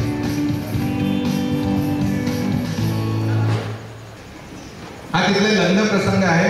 लग्न समारंभामध्ये आपल्याकडे तांदूळ बदलायला पेला उडवतात ना, तर तिथे ना एक कागदाचा किंवा काचेचा पेला देतो तो तिथला लग्न लावणारा जो असतो ना रब्बी, तर आधी त्यांना वाईन दिली जाते प्यायला आणि एक कागदात गुंडाळलेला एक पेला दिला जातो आणि तिथे नवरी नाही तर नवरा त्या पेल्याचा चुराडा करतो बघा आणि मग लग्न लागलं असं समजलं जातं.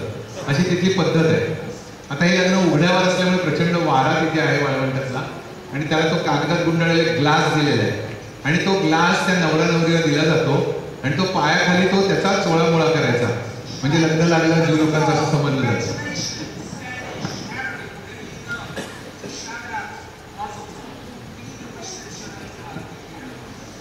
तिथे अशाच प्रार्थना म्हणून लग्न लावलं जातं.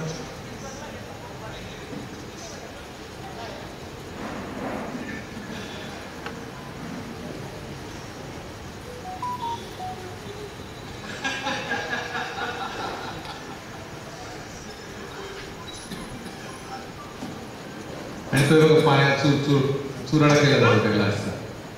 लग्नासाठी प्रचंड खर्च होतो पण दुर्दैव असं आहे की गेल्या 15 वर्षामध्ये घटस्फोटाचं प्रमाण जवळजवळ 75% आलेलं आहे. म्हणजे 75% लग्न टिकत नाही आणि प्रत्येक ज्यूची 1 किंवा 2 किंवा 3 लग्न झालेली आढळतात. हा तिथला स्वातंत्र्य दिनाच्या दिवशीचा प्रसंग आहे आणि रस्त्यात घेतलेली शूटिंग आहे. प्रचंड रोषणाई आणि चीनमधनं फटाके आणि कंदील येतात आणि शासनातर्फे अशी रोषणाई केली जाते. प्रोजेक्शन्स केलेली आहेत भिंतींवर आणि उत्साह या दिवसाची ते सगळे ज्यू लोक वाट बघत असतात. जगभरातले पर्यटक या त्याच दिवशी तिथे येतात जेरुसलेममध्ये, तेल अवीवला आणि अशी छान रोषणाई तिथे भिंतीवरती केली जाते आणि उत्साह साजरा केला जातो. आणि दुसऱ्या दिवशी हे रात्रीच्या वेळेत दुसऱ्या दिवशी मध्ये युद्धभूमीवर जातात.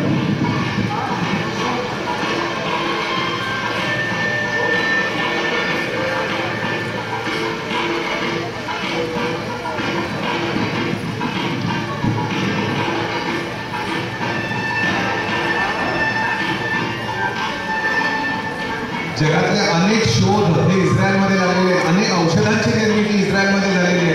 अनेक चांगल्या कलाकृती, चांगले चित्रपट, टेलिफिल्म्स यांची निर्मिती आज तिथे होते आणि जगातल्या प्रगत तंत्रज्ञानाची निर्मिती आज इस्रायलमध्ये होते. मार्क झुकरबर्ग जे तुम्ही फेसबुक वापरता तो स्वतः ज्यू आहे. स्टीव्हन स्पिलबर्ग हा ज्यू आहे.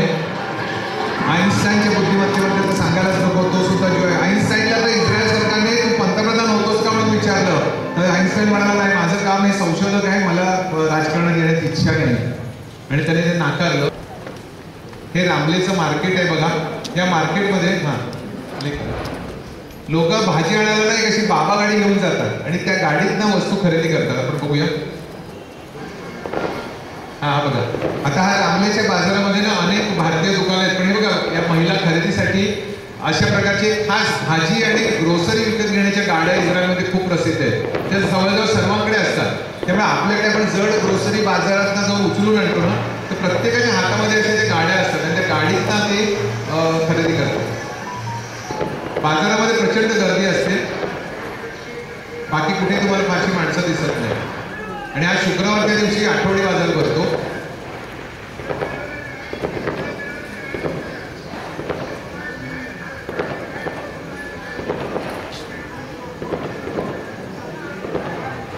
तिथे अजूनही प्लास्टिक बंदी नाहीये, त्यामुळे प्लास्टिकचा सर्रास वापर तिथे आहे. आपापल्या गाड्या खूप लांब दूरवर अशा पार्क करून मग ही मंडळी त्या बाजारात शिरतात, कारण बाजारच्या गल्ल्या खूप जुन्या आहेत. जेरुसलेम मधल्या सुद्धा गल्ल्या खूप लहान आणि नॅरो अशा आहेत. नेक्स्ट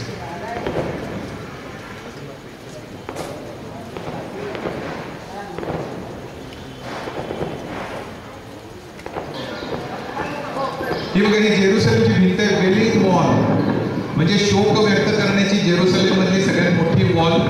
ही 2000 वर्ष जुनी वॉल आहे. जेरुसलेमवर आतापर्यंत 9 वेळा हल्ले झाले, पण ही वॉल मात्र टिकून राहिली आणि जगभरातील पर्यटक इथे गर्दी करतात आणि येऊन त्यांची प्रार्थना व्यक्त करतात. वरती दिसते ती मशीन आहे, टॉम ऑन द रॉक, आणि हे पर्यटक चिठ्ठ्या तयार, बघा हातात चिठ्ठ्या, डोक्यावरती निर्बलक घेऊन तिथे आता येतात. आणि हे बघा अशी प्रचंड गर्दी आहे. डाव्या बाजूला पुरुषांना आणि उजव्या बाजूला स्त्रियांना प्रार्थना करण्यासाठी जे जागा आहे. आणि अत्यंत भाविक असे लोक तीर्थयात्रेसारखे तिथे येतात. तिथे त्यांना कागद आणि पेन मिळतं चिठ्ठ्या लिहिण्यासाठी, आणि त्या चिठ्ठ्या त्या फटींमध्ये कोंबतात. आणि तिथे असे पुरावे मिळाले की 2000 वर्षापूर्वी तिथे त्यांचं मंदिर होतं, पण त्यांना तिथे मंदिर बांधायची परवानगी मिळत नाहीये, कारण वरती मशीद आहे आणि खाली ही भिंत आहे. पण त्यांचंही एकच धोरण आहे, जेरुसलेम एक दिन मंदिर यही बनाएंगे, असं त्यांची गेली कित्येक वर्ष मागणी आहे त्यांची.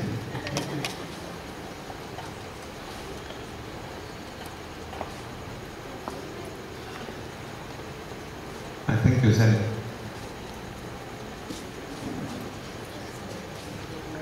या ठिकाणी डॉक्टर मंदार करंबेकर स्वतः उपस्थित राहून त्यांनी त्यांचा स्वतःचा, काही कारणामुळे मला लॅपटॉप नव्हता आणला, त्यांनी लॅपटॉप आणला आणि या संपूर्ण आत्ता जो आपण हा प्रेझेंटेशन पाहिलं शो, तो त्यांच्यामुळे केवळ पाहू शकतो. एकदा जोरदार टाळ्या डॉक्टर मंदार करंबेकर त्यांच्या अत्यंत व्यस्त शेड्यूलमध्ये ते आधी उपस्थित राहिले.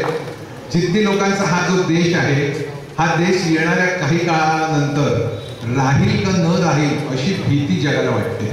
त्याचं कारण असं की आज जरी जॉर्डन किंवा काही मुस्लिम देश आपण त्याला काही करत नाही अशी भूमिका दाखवत असलं तरी सद्दाम हुसेनने इस्रायल उद्ध्वस्त करण्यासाठी अणुभट्ट्या निर्माण केल्या. आणि तुम्हाला ठाऊक असेल की सद्दामच्या नाकावर टिचून इस्रायली सैन्याने जाऊन त्या सर्व अणुभट्ट्याच बेचिराख केल्या.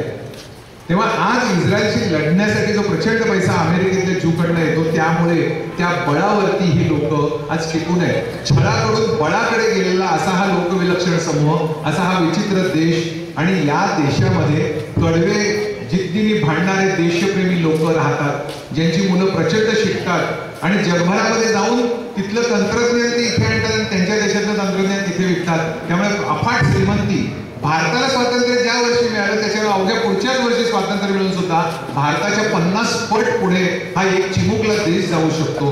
त्याचं कारण एकमेव आणि एकमेव आहे, आणि ते म्हणजे देशप्रेम. अशा या जिद्दी लोकांच्या विलक्षण सुंदर देशाला भेट देण्याची संधी तुमच्यापैकी काही जणांना अवश्य मिळावी अशी मी परमेश्वराकडे प्रार्थना करतो. आणि या ठिकाणी आयोजकांनी मला जी बोलण्याची संधी दिली त्याबद्दल सर्व आयोजकांचे सुद्धा मी मनापासून आभार मानतो.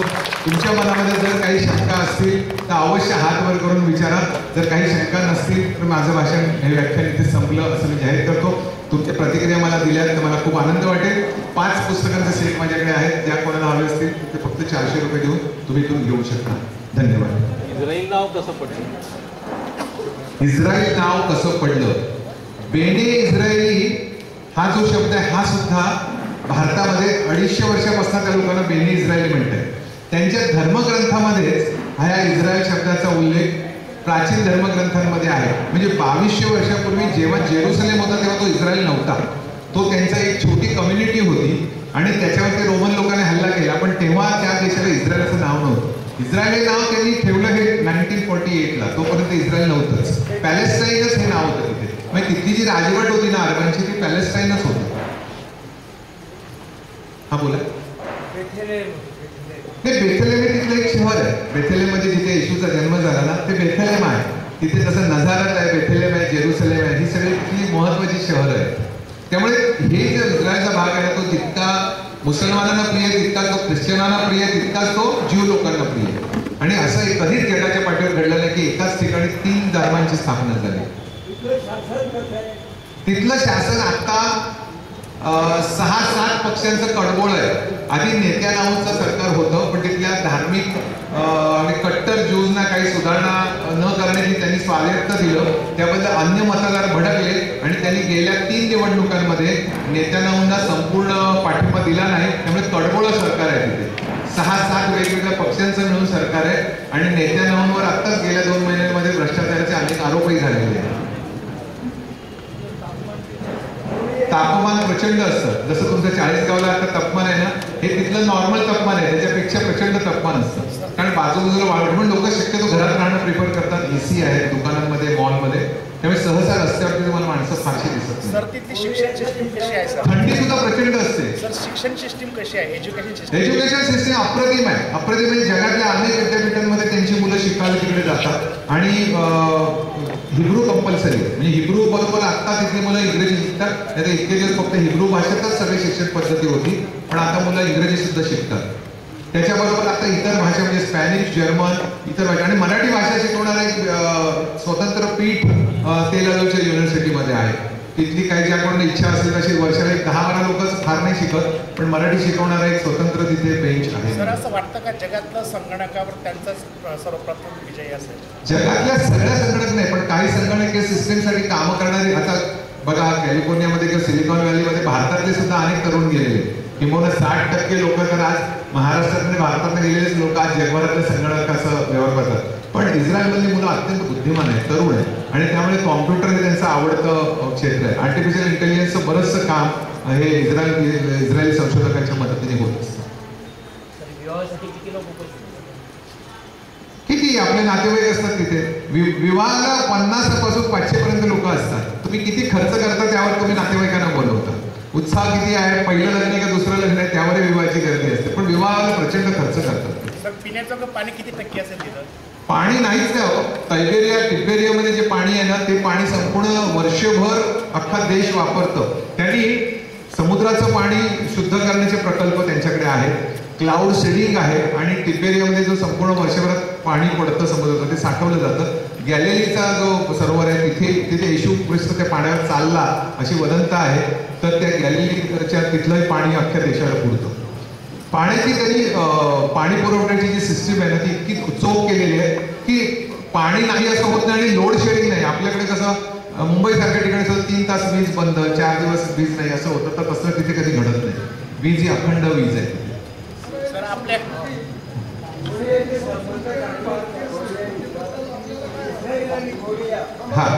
हा जरा काका मी आधी त्यांचं उत्तर देऊ मग तुमचं देतो. हा काय आता त्यांनी असा एक प्रश्न विचारला, इस्रायली संस्कृती आणि भारतीय संस्कृतीबद्दल आपलं काय मत आहे? मुळात इस्रायलला संस्कृती नाही.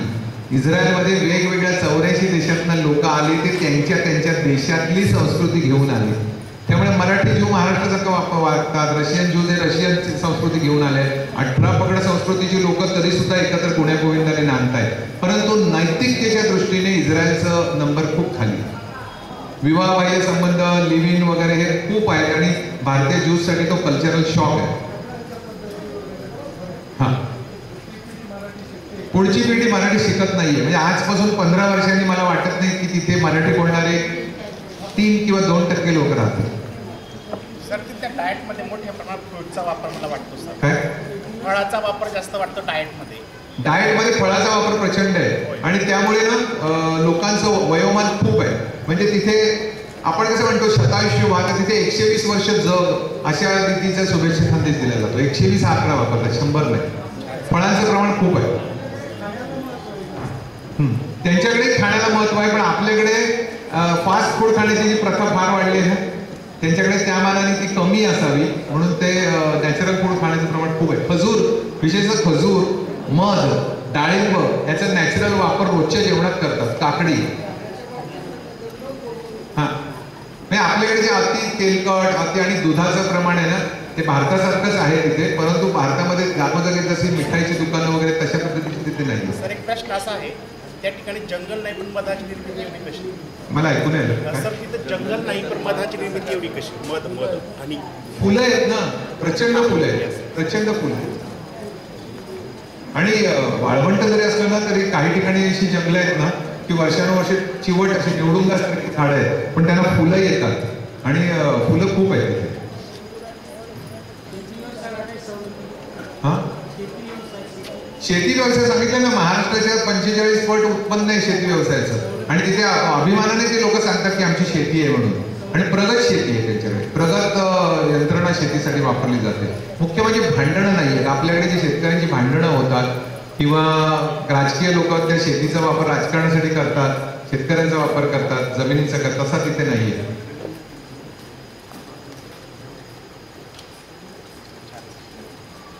हा काका, तुम्ही काय विचारत होतात? काका, तुम्ही काय विचारत होतात? सांगितलं ना. हा, हो, प्रचंड करतं. शेतकऱ्यांची खूप काळजी घेतली जाते. अभिमानाने त्यांना सगळा पतपुरवठा केला जातो आणि त्यांचा माल सुद्धा, त्याला मालाला, शेतीमालाला किंमत चांगली मिळते. एक्सपोर्टसाठी प्रोत्साहन मिळतं. त्यामुळे कृषी उत्पन्न आणि तंत्रज्ञानाचं उत्पन्न हे इस्रायलमध्ये खूप आहे. देश लहान आणि एकच भाषा आहे, एकच धर्म आहे. आमच्याकडे काय झालं, अनेक धर्मातली भांडणं आणि अनेक भाषांमधली भांडणं ती तिथे नाहीये. तुम्हाला तुमच्या वैयक्तिक भाषा आपापल्या घरात बोला, बाहेर हिब्रूच बोलायला लागते, हिब्रू वापरावी लागते, व्यवहारात हिब्रू आहे. असं नाही इंग्रजीत व्यवहार चालतो. आपल्याला वाटतं इंग्रजी ती सगळ्या जगाची भाषा आहे, पण तसं नाहीये तिथे. म्हणजे तिथलं संगणक सुद्धा हिब्रू भाषेमध्ये आहे. तुम्हाला जर शक्य असेल तर नाना पालकरांचं एक पुस्तक आहे, छळाकडून बळाकडे, तुमच्या याला ती पुस्तक मिळेल, अवश्य वाचा. छळाकडून बळाकडे. आणि दुसरं मी आता सांगितलं, विजय ढवळे लिखित इस्रायलमधील महाराष्ट्र, आणि इस्रायलवरती आणखीन पण 4-5 पुस्तकं चांगली आहेत, अवश्य वाचा. एका वेगळ्या देशाची माहिती तुम्हाला यामुळे होईल. ठीक आहे सर, धन्यवाद. हॅलो, मला एक असं वाटतं, आता म्हणजे हे सगळं बघितल्यानंतरच खूप कमाल अशी जागा आहे आणि वेगळं काहीतरी आहे. कुणाला जर जावंसं वाटत असेल ना, तर मला प्लीज नोंद करा. काही जण जर येणार असतील तर आपण इस्रायलची टूर काढूया का कधी. तर मला पॉझिटिव्हली, त्यांना कोणाला असं खरंच इच्छा होत असेल तर मला पॉझिटिव्हली. सर, एक प्रश्न बारीक असा आहे, इंडियन न्यू जनरेशनसाठी जॉबला सुरक्षित आहे का? इंडियन न्यू जनरेशनसाठी जॉबसाठी इस्रायल सुरक्षित आहे? पण तिथे हे मिळत नाही, म्हणजे तुम्हाला परमनंटली नागरिकत्व मिळत नाही. तुम्ही ज्यू असावंच लागतं किंवा तुम्ही ज्यू व्हावं लागतं. भारतीय किंवा अन्य कोणत्याही धर्माच्या माणसाला परमनंटली इस्रायलमध्ये राहता येतं. नोकरी व्यवसायासाठी जाता येतं, शिक्षणासाठी जाता येतं, पण पर्यटकांना जाता येत नाही. कोणाची तिथे तुमचा व्हिसा स्पॉन्सर करावा लागतो कोणीतरी.